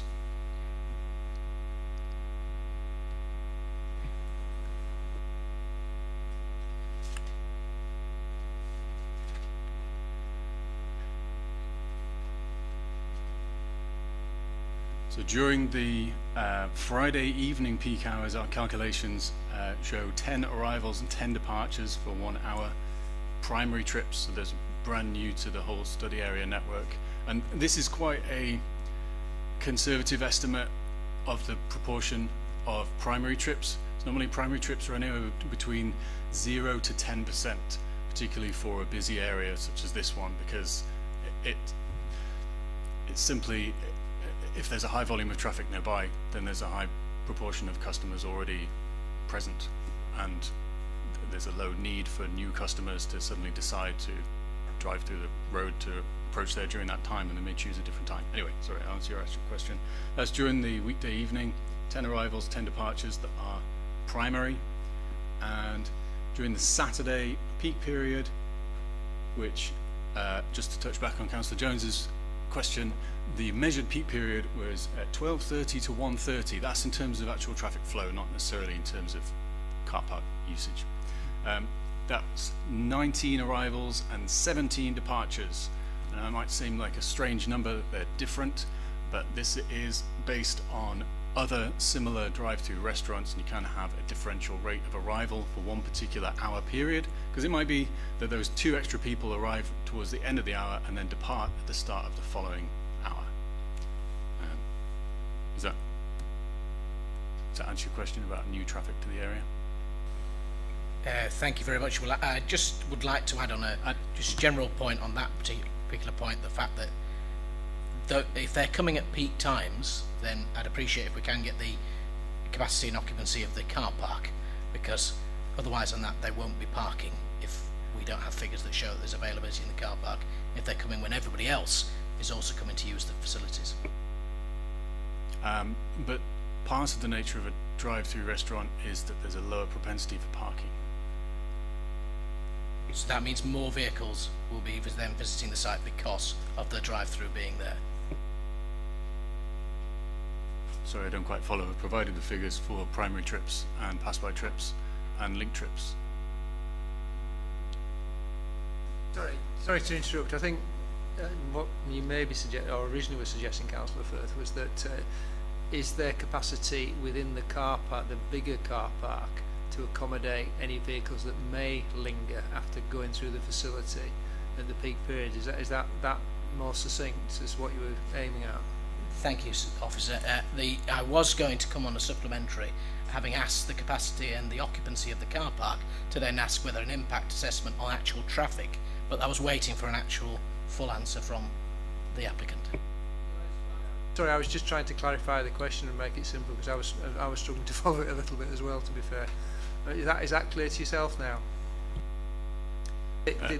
Sorry, I'm second guessing what Councillor Firth was trying to say. I mean, he could do it himself again, but I think the question was, do we know what the actual peak occupancy of the wider car park is, and capacity, and do we then know what the impact potentially of lingering customers might be on that, those spaces that are available? So I think we're trying to ascertain as to whether the likelihood is that the bigger car park would at any point become over capacity.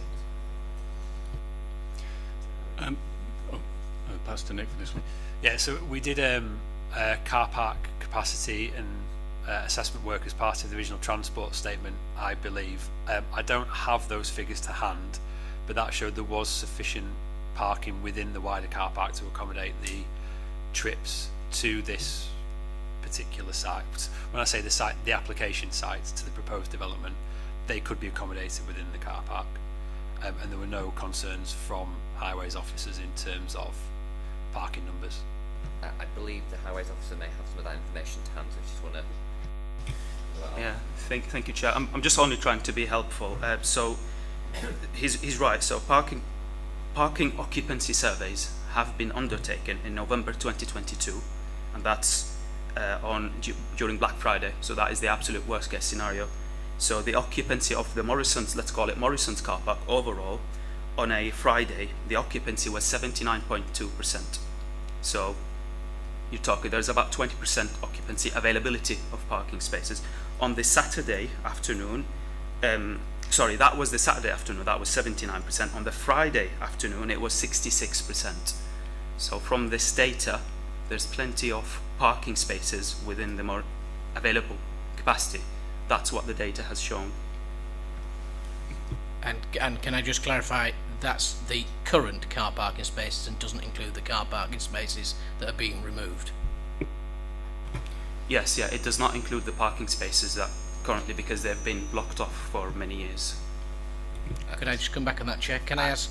I'm conscious we're now getting into... Actually, that was just a clarification to help with the applicants and not having the data there, so the questions do need to go to the applicant, please.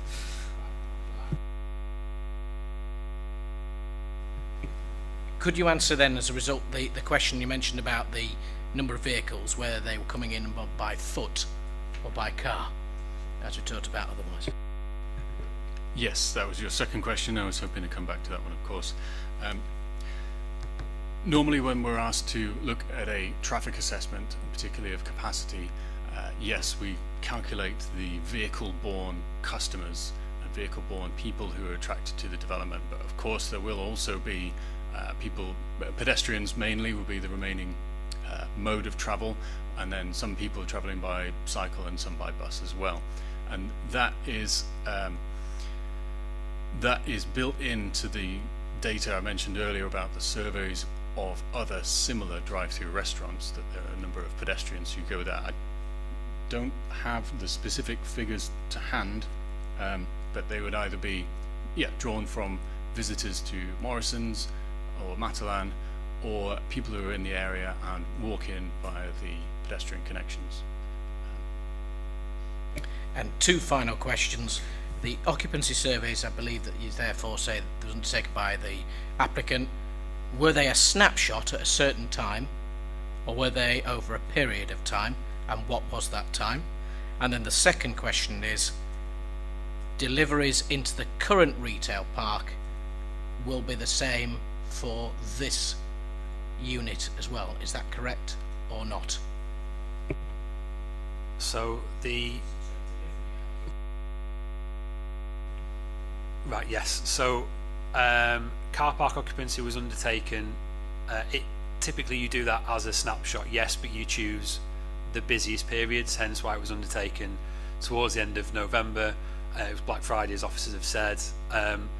And Friday and Saturday in the run up to Christmas is generally considered to be the peak times for the car park, so we've assessed it on a very robust basis when it's likely to be at its busiest, which I think answers the question about the capacity work. In terms of deliveries, there is a service bay to the rear of the site, and that's been assessed and sort of tracked, as it's technically known, in terms of vehicles coming into that rear service area, accessing the service lay-by, and then turning back out onto Savins Mill Way. typically occupiers of this nature would have possibly one a day, sometimes two a delivery and a collection, and they would use that service bay at the back, which has been locations being assessed. Yeah, I'll give you one more follow-up because I'm appreciative there's other people that wish to speak. Thank you very much. Do we have any further detail on whether that's going to be in line with the other units that are on the site in terms of deliveries? And the final question is, given the concerns raised around delivery drivers, be them cycling or be them in cars, in terms of the actual capacity, has that also been included in terms of the wider usage of the number of cars that are coming onto this site, or where are they particularly going to be based if they're looking at cycling? Well, it's the cycle regular. And just before you respond, could you also answer Councillor First's previous question about delivery times to the site the same as the rest of the site for the new unit? Yes, so delivery times are the same as the operational, and I think there's a condition proposed which restricts deliveries, and they would be similar to those existing units on the retail park, if that answers that question there. Apologies, if you could remind me of the second question. It's all right, I wrote that one down. It's important to distinguish, I think, between operational deliveries to the restaurant and takeaway or related deliveries, I believe. And so I think the word delivery kind of covers both. So in terms of operational deliveries to and from the restaurant, delivery of food and taking away of waste and recycling, that would be done by the lay-by that is the top side of that drawing, which I think is to the east of the site itself, and that is using the same route as Matalan and Morrison's, and that small priority access which is on the top left of the drawing onto Savin's Mill Way. In terms of times of the other site of the other uses, I'm not sure what their times are, but like Nick said, there's a proposal for a condition to control delivery hours. In relation to takeaway delivery drivers or riders, the surveys of existing and similar drive-through sites that we've used as a basis to calculate what will happen on this site account for and include takeaway delivery drivers arriving to and from the site that was surveyed. And some of these were done historically, so if they were more than 5 years old, they would have probably been via car, and if they were more recent, there's a shift over towards bikes and other vehicles, but they are included in the total vehicle figure, which is on all of the diagrams in the technical notes and technical documents that were submitted. Councillor Manaka, because I know you've been waiting a while. Thank you. Thank you, Chair. Okay, just coming back to the traffic. You've spoken about the traffic capacity model and the videos that were taken in that. And obviously, I'm going back to the main agenda where it says that you are contributing towards the improvement of the the gyrator and everything with the smart technology. The question now is, would you say that at this junction, regardless whether you will be there or not, the problem with traffic will still be there, or like this improvement that you're bringing in, is it making that difference, or regardless whether you're there or not, that problem will be there? It's not because yourselves are now coming in as a drive-through, but there is a problem which is not yourselves really causing it, but there is there is a problem there, and possibly you are making it slightly better with this new technology. What would you say maybe about that, please? Thanks.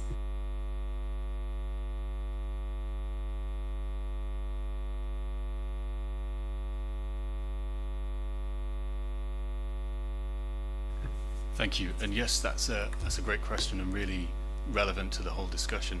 And on top of the traffic that we surveyed and measured and that you all experience every time that you try and go there, yes, there is growth. There are other committed developments in the area. There's Kirkstall Hill, there's Kirkstall Forge, and then there's the general changes in traffic use as well.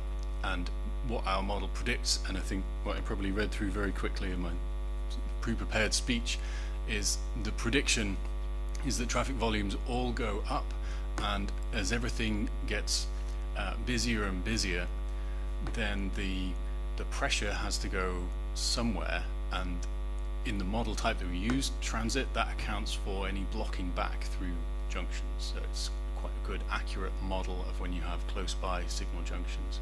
And the prediction is that yes, there will be some links that are over capacity, over 100% in the future without our development, and then the majority of the spike is predicted to happen on the Kirkstall Bridge Shopping Park exit, and in a way that's a way one might prefer that a network is set up and managed rather than the main problems being on the main roads. Even if there are still problems on the main roads, it's not disproportionate here or there. The traffic, the low volumes of traffic that are predicted to be attracted by our development will add a small amount to this, but the improvements funded by it will kind of more than mitigate, in our predictions, more than mitigate the traffic effect that's added by our development. And so what the predictions suggest is there may be a slight betterment in the overall performance. Any follow, Councillor? Any follow? No. No. Councillor Anderson and Councillor Parnham, and then Councillor Staples. Okay, that's fine. So Councillor Parnham, please, and then Councillor Staples. Okay, I've got comments, but I'll just ask a question, and I'll make comments later. I'm a regular user of the car park. I'm a regular user of the petrol station. I struggle to get out of the petrol station now because of the flow of traffic around the car park and into the site. Am I right in thinking your modelling was at 10, did you say 10 primary, meaning new journeys, during rush hour times that you surveyed, and the rest would be made up by people on the Morrison site? Is that right? That's the calculation for the weekday PM period, yes. 10 primary arrivals, 10 primary departures.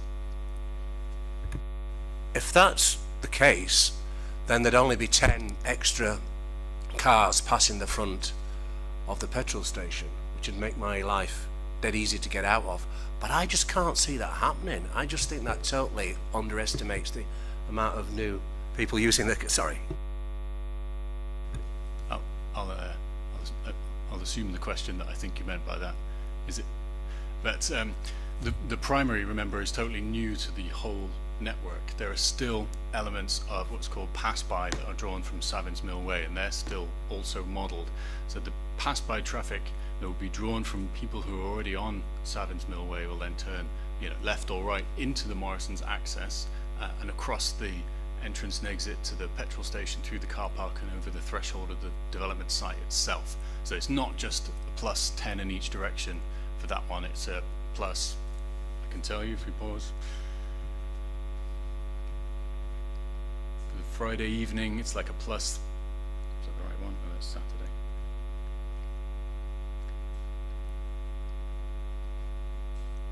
Friday evening, it's approximately plus 15 to 20 in each direction at that point in the car park. And there may also be other changes in circulation if you have a Morrison's or Matalan customer who would otherwise head to the west side of the car park to exit, and they choose to use the drive-through. They may use that northeast corner of the car park to use the drive-through, so there may be other changes there. But it's not just the 10 primary trips. Well, it's 20 primary trips actually. There are other layers to it. So I hope that's reassured you a bit. Yeah, it really is just the congestion on site that I'm concerned about. The actual getting in and out through a funnel, which is the actual I think, as Councillor Venner mentioned, I'm an Armley councillor. We've got Armley, Bramley and Kirksall all pinch pointing across one of the very few crossings of the Aire, and then we've got a funnel onto the site, and then we've got an additional funnel onto the proposed Burger King site, and I just find I can just see it completely blocked up and extremely furious and irate, and I understand the modelling is only as good as the data you put into it, but I'm just concerned. Here, sorry, Councillor. Sorry? Is there a question here for the applicant? The question is, are you satisfied that there's not going to be any additional congestion on site? I'm completely satisfied that we've followed normal industry standard best practice in assessing a development of this type. Any follow-up, Councillor? No, Councillor Staples.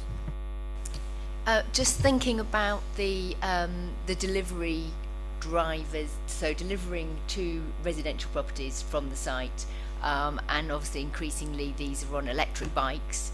Has an impact, a safety impact assessment been done on it?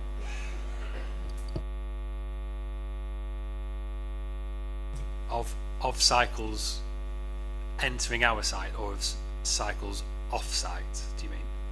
Deliveries from the site, for the cycle, because they're almost definitely, given what's happening now, going to be electric bikes. Yes, delivering from the site. Takeaways? Yeah. Sorry, when you're saying deliveries, I'm just making sure. Takeaways. Yeah, sorry, there was a risk earlier talking cross purposes with Councillor Firth in terms of deliveries. Yeah, takeaways. Yeah. So has there been an safety impact assessment done on that site?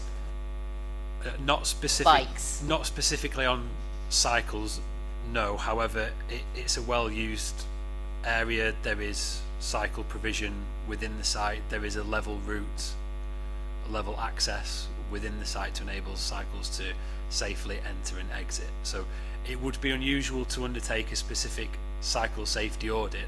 I would suggest that probably falls within the realm of the highways and the accessibility officer responses at the council, neither of which have any objection on that basis. So I'm just concerned about You can't ask the officer now. I can't. You can do that when you get to the officer bit. So any follow-up questions for the applicant? Any other questions from the applicant from members? Thank you very much for spending your time giving the questions. So I'm opening up to questions to the officers. Councillor Anderson first.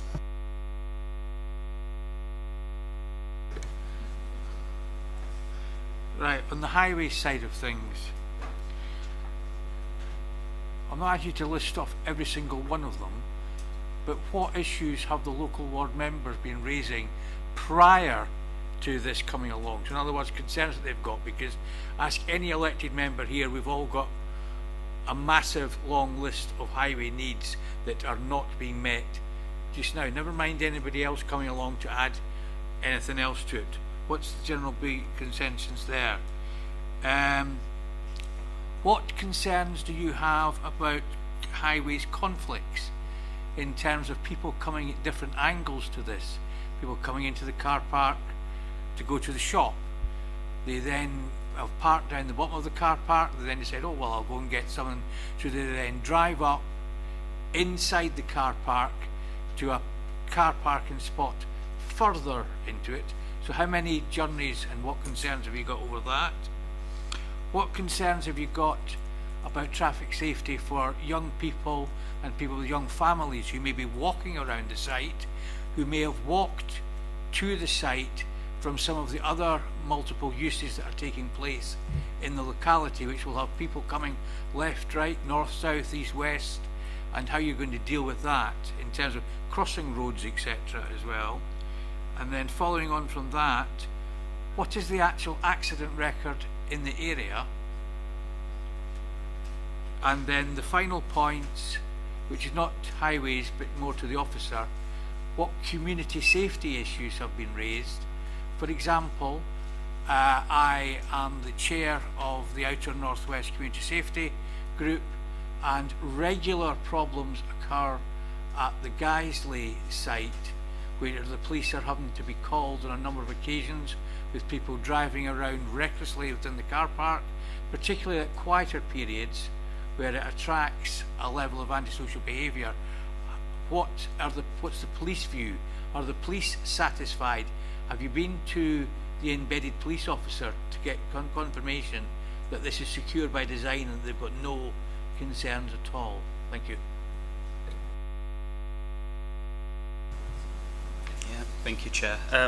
I'll try to address these best I can, but you might have to remind me of a few points. So there have been discussions with all 3 wards, so 9 ward members with very senior officers, in highways officers, in traffic management and in urban traffic control. So the messages I got is there are issues with red light violations, issues with people performing banned U-turns on the A65, and there were issues that we all know about, collisions, and it's, you know, the infrastructure is a bit not great for pedestrians and cyclists. So highways, we are collectively working together to try and find a solution for a very difficult junction, for a very complex modelling junction that we all know about. This development came about at the same time when we started looking at these, so it is an opportunity for us to explore with the developer what they can fund for in terms of improvements for the area, and that includes the red light violation cameras that they have accepted to fund a red light violation camera on the A65. So highway conflicts in the area, I'm aware of. Councillor, you mentioned about people blocking the petrol station, for example, the queuing. I'm happy to suggest a planning condition to actually include a keep clear marking similar to what's shown here opposite the petrol station. If that's something members are keen on, would resolve, if you're trying to exit to do a right out of the petrol station, then perhaps that's something that could be painted on the situation. That's one conflict that I'm aware of. For example, young families walking to the site. There is so if you're coming from Leeds and Bradford roadside, if you're coming from the west, there are some junctions that don't have crossing facilities. Again, we're looking at various sites collectively. There are sites that are coming forward on the to the west of this site that we could potentially get contributions from them for pedestrian crossing improvements, but we need to look at the junction overall, and for this site specifically it's too far out for that, so it wouldn't be proportionate for them to fund anything above and beyond to what they've already agreed to. Accident records, from 2021 to now, there has been unfortunately 30 collisions on this junction, on this gyratory, about 8 of which were of serious severity. Majority of these are what we would class as a driver error, so didn't look properly. Red light violations, one of the serious collisions was a red light violation, hence why we are proactively working with people to enforce against that. A collision involved hit and run, police chase. So again, these stuff it's very difficult to control and prevent. It's that sort of collisions. But we have to take into consideration the volume of traffic that uses this junction, or uses this whole entire area. We're talking about 21,000 vehicles using the A65 and 24,000 vehicles on average on the day using the bridge road. So the sheer volume of traffic kind of reflects the collisions that unfortunately have taken place. Is there a question for? I think if there's anything else. Yeah. I also just jump in, and Ahmad can correct me if I'm wrong, but one of the key things I just need to remind members of, and Councillor Anderson would have heard this before, because I heard the question at the very beginning about the general operation, but really we're here today to consider the impacts of this application, not trying to solve everything else. Although one key issue that I got out of the information is that the potential approval of this and the awarding of the monies for the improvements to the intelligent signalling actually would be a wider benefit than just to this immediate site. Sorry, Ahmad. And if that's wrong, tell me. And I'll just come back in on the point you raised, Councillor Anderson, about community safety issues and the police. We haven't directly consulted with West Yorkshire Police on this particular application, given it's basically a town centre use within a town centre. Usually with West Yorkshire Police consultations, it tends to be more sensitive uses like residential and that type of thing, where obviously, like you say, we would imply secured by design conditions on, you know, doors, safety features, etc. So that's just to echo that point or answer that question. Yeah, because of the nature of where this is going to be located, it's going to attract people from quite a distance away at night as a meeting place, to be quite frank, because it's going to offer a variety of, we'll have this takeaway, but there are going to be other things that are going to attract people to it of all ages, and I can see that being an issue, because certainly the Guiseley area is quite a... Can I ask what the question is? Sorry, Councillor. Well, it's community safety. I've not been satisfied that you have checked to see whether or not the police have any concerns in the area. Are they having to visit this particular area because they've been getting complaints either from local ward members of any of the surrounding wards, or any of members of the public, or from any of the current occupiers of the site who are concerned about some of the activities that may or may not be happening in the vicinity? We could, I suppose, in theory, if it satisfies your requirements, we could condition elements such as CCTV, etc. But again, we could reconsult with West Yorkshire Police to get their comments. Right, yeah.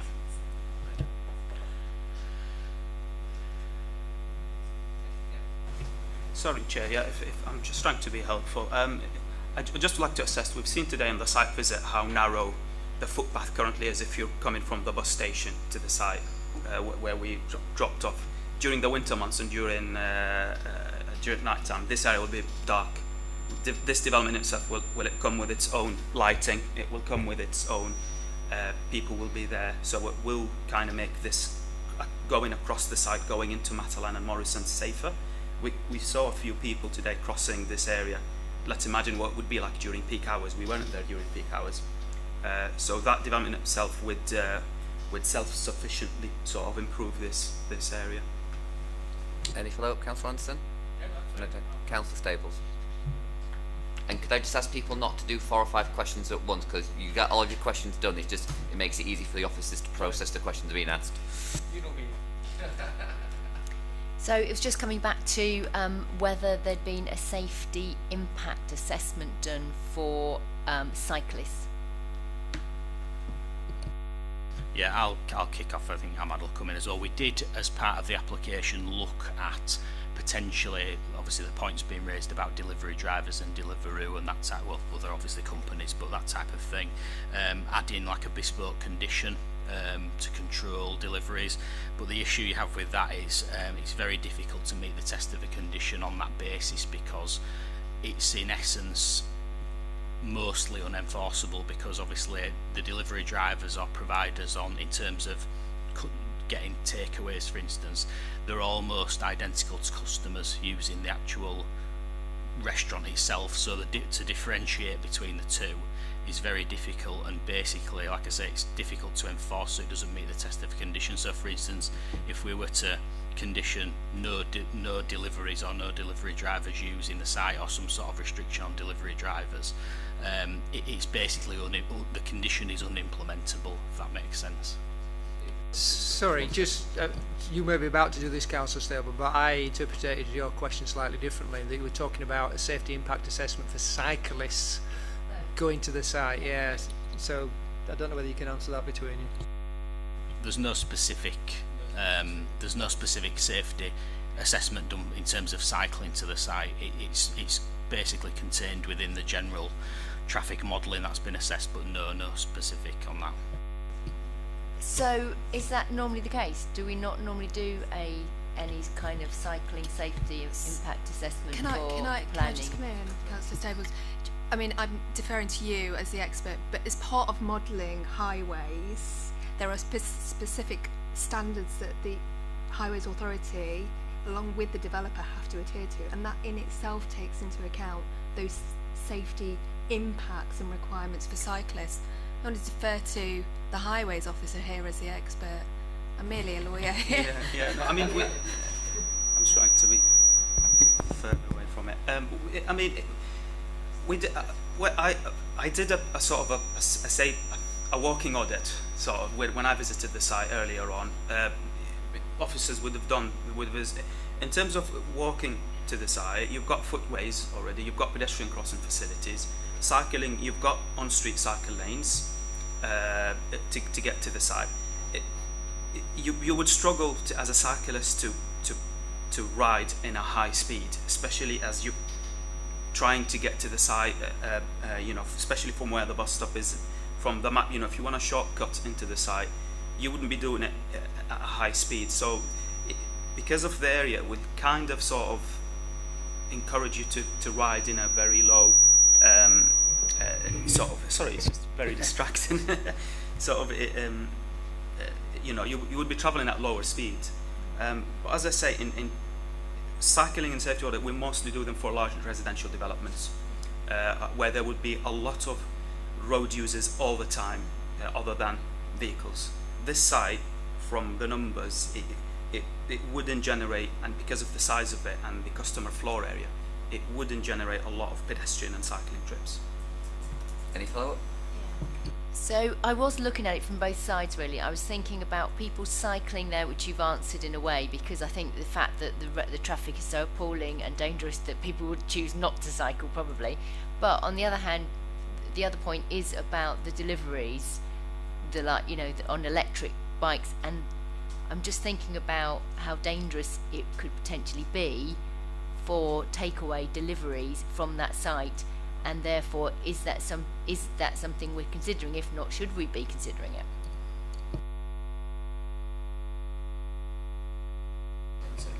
Yeah, it is. We could condition a cycling audit, but whether that would flush out the concerns, I'm not sure. What I would say is you don't need planning permission to sign up to a third-party delivery company. You can. Any business on Kirkstone can just sign up to it. So we'd have limited control over that. Yeah, and I think just from a planning perspective, in terms of that whole issue, it's difficult as well, because obviously there's separate legislation in terms of the law, speed limits, rider behaviour, that people are duty bound by separate legislation. Obviously, if they choose to break that, like say through electric bikes speeding or causing issues, it can be enforced through other means as well. Any follow-up?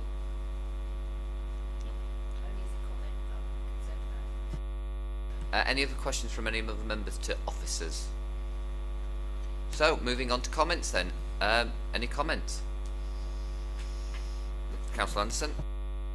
I've got significant concerns on highway safety grounds.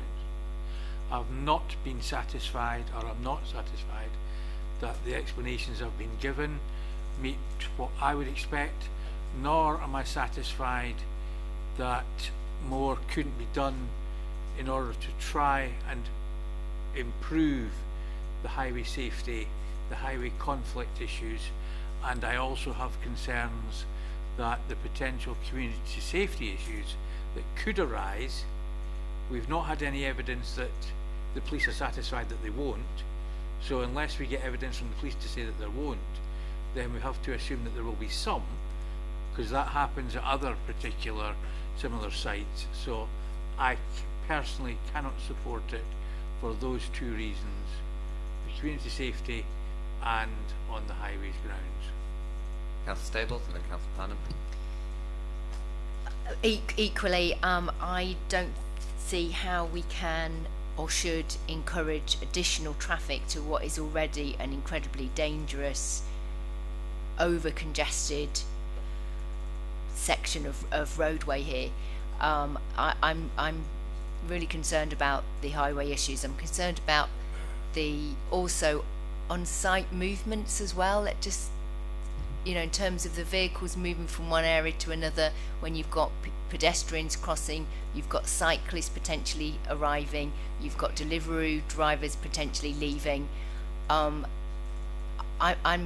particularly concerned about that because we've seen the massive increase in deliveries from takeaways on electric bikes, and just thinking about it really worries me, the thought of them leaving that site onto that incredibly dangerous area. And I would be worried about, frankly, people being killed. And so I can't, I'm afraid I cannot support it for those reasons. Councillor Parnham? To me, a very brief analogy would be pouring petrol onto a fire. As I've said when Councillor Venner answered my question, it's a pinch point between Armley, Bramley and Kirkstall. It's hugely congested. It's congested on site as well, so echo and fellow councillor here has concerns of on-site movements, which I don't think have been addressed by either officers or by the people putting forward this proposal. It just really worries me, and the fact that 5 local councillors have put in objections as well. I use it every day, well, certainly on a weekly basis. My residents in Armley, which is just across a very congested bridge, would think that I was bonkers if I agreed to this. So I'm not going to agree to it either.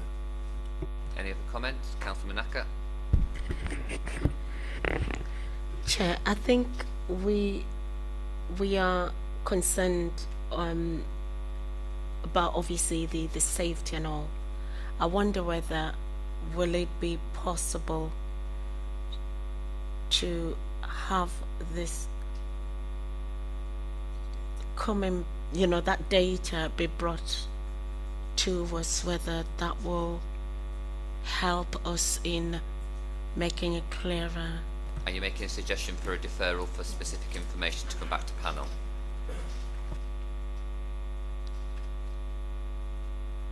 So, Steve, do you want to? Yeah. Now let me. Oh, sorry. You go ahead. Sorry. It's been difficult today because there's been an awful lot of technical information. I don't want to be patronising because I think we've all had some difficulty understanding the ebbs and flows of the information that's been provided, and listening to what I'm hearing here, because certain changes are in pipeline in the MPPF that will weaken our opportunity to refuse applications unless they're very severe. I'm just wondering whether the applicant ought to be given the opportunity for a deferral to, because there were certain things. I mean, the questions of the cycle safety impact assessment, potential for conflicts of movements within and across the site, which I don't think had been explored or articulated perhaps as well as you wanted to help you make a decision. The community safety issues as well, with a consultation with the police and community support teams. Councillor Anderson as well raised these particular issues and concerns about how the traffic can be accommodated. I mean, one thing I did point out earlier, and I'll just mention again, they're actually, although a scheme is not meant to try and solve the ills of the whole area, actually on this particular case, with the money that's been offered to try and improve the intelligence, which was the phrase I used before, of the general signalling system, it does actually have a wider benefit, which I think's got a little bit lost in the mix. So I'm just wondering whether members might, I think Councillor Manaka was suggesting it, want to defer this application to try and bring it back to better articulate some of the information that had been provided, because it was difficult. I'm not overly impressed by the quality of the mics either, because some of it I didn't really hear that well. But so consultation with the police, additional conditions regarding keep clear markings at the petrol station exit, conditions for plan and management of the CCT if that's what's recommended by the police, and obviously the better information about understanding of the potential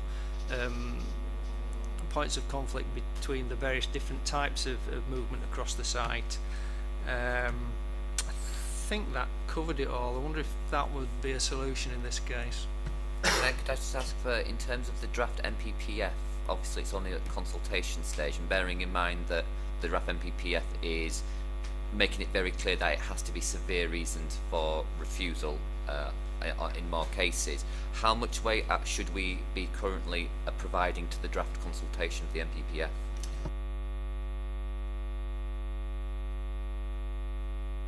No, I mean, it's a material consideration. It's something that you should take into account. It's got limited weight, but as it's going through the process, but it is a material consideration because that's the trajectory that it's going in. So it's something for us to be very aware of and alive when you're constructing reasons for refusal or approval. So I would say you should take that into account. Thank you. Just based on that I have a legal question on that particular point, which is the fact that if it's not yet the planning policy framework, then as a result we need to go on what the current planning policy framework currently is, and that if in the future this was to go to appeal or otherwise come forward as another application, then that can be dealt with on the MPPF that is in place at the time. But that's a separate point to the comment I was going to raise, which is that the staggering number of accidents that happen on that junction already, I think road safety is a serious material consideration in this particular point. The nature of the fact that this is an attraction, it is a restaurant with a drive-through. I personally cannot believe that they are a snapshot, I appreciate, of the figures when it comes to the occupancy of that car park, but from personal experience it is incredibly difficult to get a car parking space in that car park. That's been expressed not just by people here, but people who have raised points separately, and therefore as a result it is concerning, because actually that 10% that aren't there on a Saturday might be flowing through the car park. Might not mean that they're not in a space, but they might still be in that car park. And as a result, if we're going to add to that with a potential drive-through without consideration taken to safety to improve that situation and flow without the evidence gone there, I personally don't think that we should be looking at delay. We should, or defer, or it should actually be decided on today. Sorry, just one sort of riposte to that is that I mentioned the draft MPPF only in the context that what we have before us at the moment in terms of our highway experts' evidence, and I'm talking about Ahmad here because if there's some suspicion about what's been suggested by the applicants, is that actually we as it stands at the moment we might have a difficulty in terms of defending an appeal.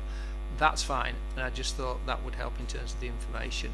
And as I say, I think we're losing sight of the fact that the more intelligent system that the City Council in effect can't afford would actually have had a wider benefit, but at the end of the day it is for members. So I just wondered whether it was an opportunity to defer it to give the applicant time to address some of the comments that members were not comfortable on, but it's up to yourselves.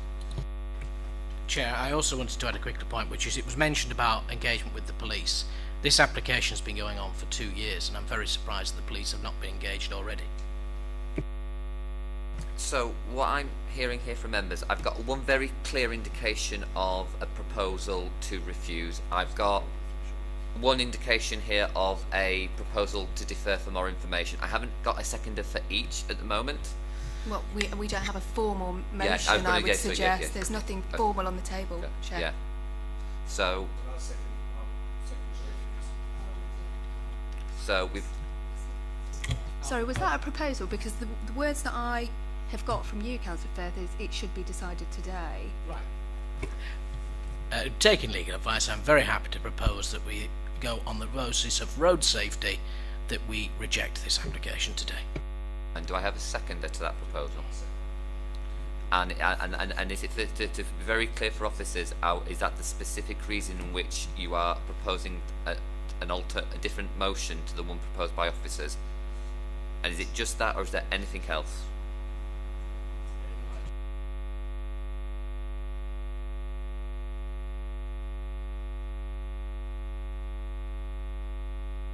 Potential community safety issue. Road safety, disturbance and community safety.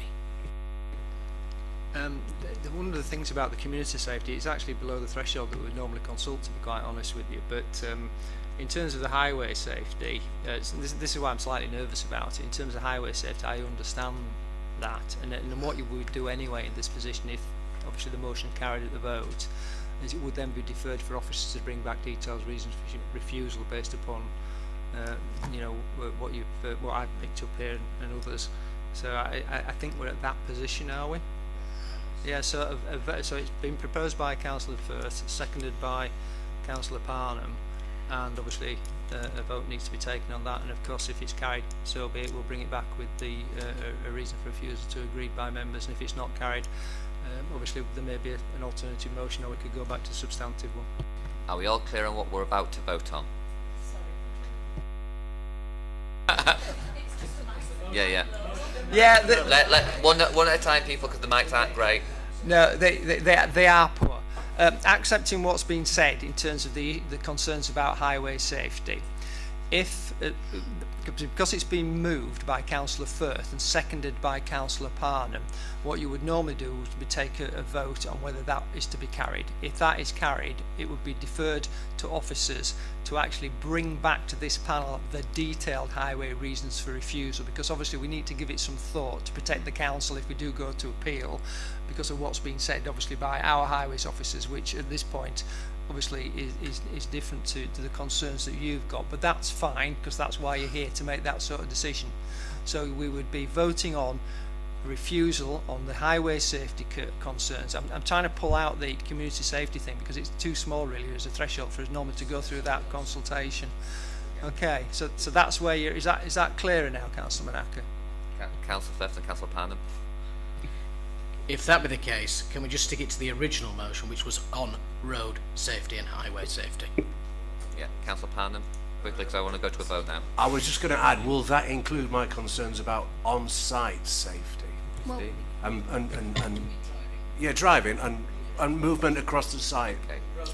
Steve? Yeah, which is, I'm assuming road safety encompasses pedestrian and every other form of movement, cycling, etc., doesn't it? Steve and yeah, that's fair, and that's why I'm saying we will bring back the detailed reasons for refusal to make sure that we've encompassed everything that's been raised as concerns. But I think Nikki or Jonathan wants to just chip in. Yeah, it's just to reiterate and clarify the point about it coming back.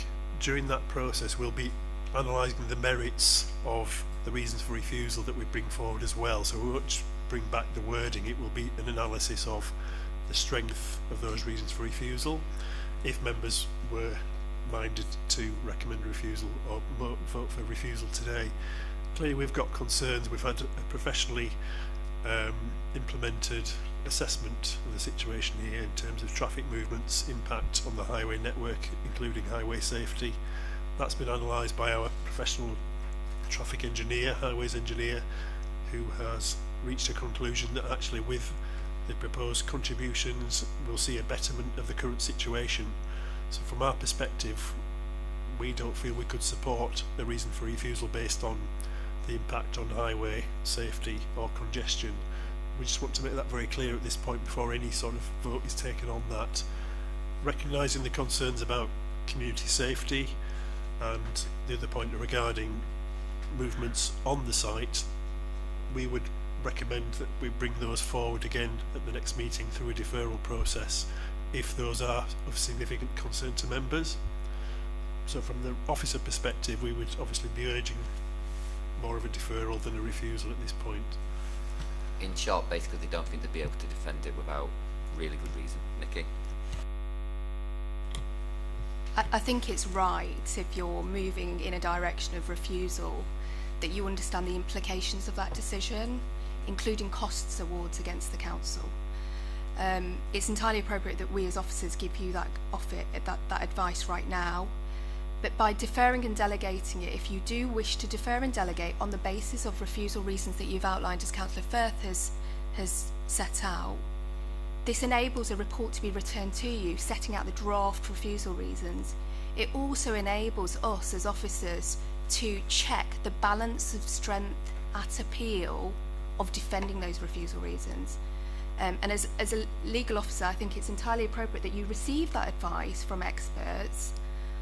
I myself have seen the report and had listened to the advice of the traffic consultant. I have done many inquiries where it's purely on the highway issues. They're very complicated, and it's appropriate that you understand the implications of your decision. So, though that my advice to you would be defer and delegate in order for refusal reasons to be presented to you so that you can take stock of those matters. Alternatively, you can of course move to defer or move as per the recommendation to defer and to delegate and approve. So that's the advice that I'm giving at this moment in time. So, we do have a motion on the table, which I will ask Steve just to refresh one more time because we've had a lot of conversations and then we will go to the vote. What I'd captured and trying to take into account what Councillor Parnham has said and Councillor Firth in particular, it was a question about the general impact of this site on the safety of the what's described as the area by Armad and the internal conflict, potential internal conflicts of the position of this site within the Morrison's car park area. So I think that was it, and if members obviously decide to support that, then we would bring the report back, as Nikki says, which would do two things. It would give you the detailed reasons, but it would also give a bit of analysis onto the actual robustness of that if we do end up going to appeal. Okay. So just for clarification really, so if once we get that information back, does that give us another opportunity then? Because if it came back and it said actually we believe that if this went to appeal that we wouldn't win, do we have an opportunity at that stage to say actually okay, we've changed our mind? You do, but only on the proviso that you defer and delegate today in order to analyse those reasons. Essentially what would happen is you're minded to refuse the application if that is the motion that's being put forward. Or you go straight to refusal. But the minded to defer and delegate and have the report back enables you to analyse those and then approve or not approve. So, do we all understand what we're voting on now? Which is basically what's been described by Nikki and by Steve. Well, it's for Councillor Firth to clarify what his motion, if he's going to amend it or not.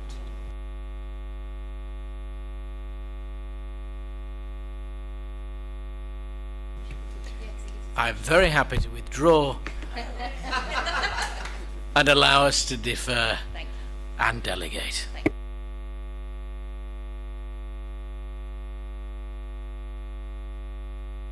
So in essence, and Nikki may wish to correct me on this, what we have in front of us now is that that members of the Plans Panel are minded to refuse the application on highway safety grounds on the imposition of this on the network and within the internal circulation, but delegate that to officers to bring back reasons for refusal and a review of the robustness of those potential reasons. That's it, I think, is it, Nikki? Yes. That's correct. Thank you. There we go. Does that make sense, member? See the refusal reasons and yeah. Are we all now clear? Right. So okay, so we're going to go to the vote then. Oh, haven't a seconder? Yes, second. We've got a seconder now. Swings and roundabouts. Right. So we're clear of what we're voting on. So all those in favour of the motion that has been proposed, please raise your hand. 1, 2, 3. And for good practice, any against? Any abstentions? There we go. Do you want to quickly sum that up? No. No? No, I will. Sorry, Yeah. I've been a little bit flippant because it's been a bit long and difficult, hasn't it, with this particular one. So, minded to refuse the application. Members of Plans Panel are minded to not accept the officer recommendation, but to refuse the application, but with the decision deferred and delegated to produce detailed reasons for refusal, plus commentary on the robustness of those at appeal. Thank you. Thank you. So, agenda item number 9, date and time of the next meeting is proposed to be Thursday, the 3rd of October, 2024 at 1:30. That concludes the business of today's meeting. Thank you for your attendance and contributions. Can I now declare the meeting closed? And could I request members of the public to please leave the building first, and then we will go after you.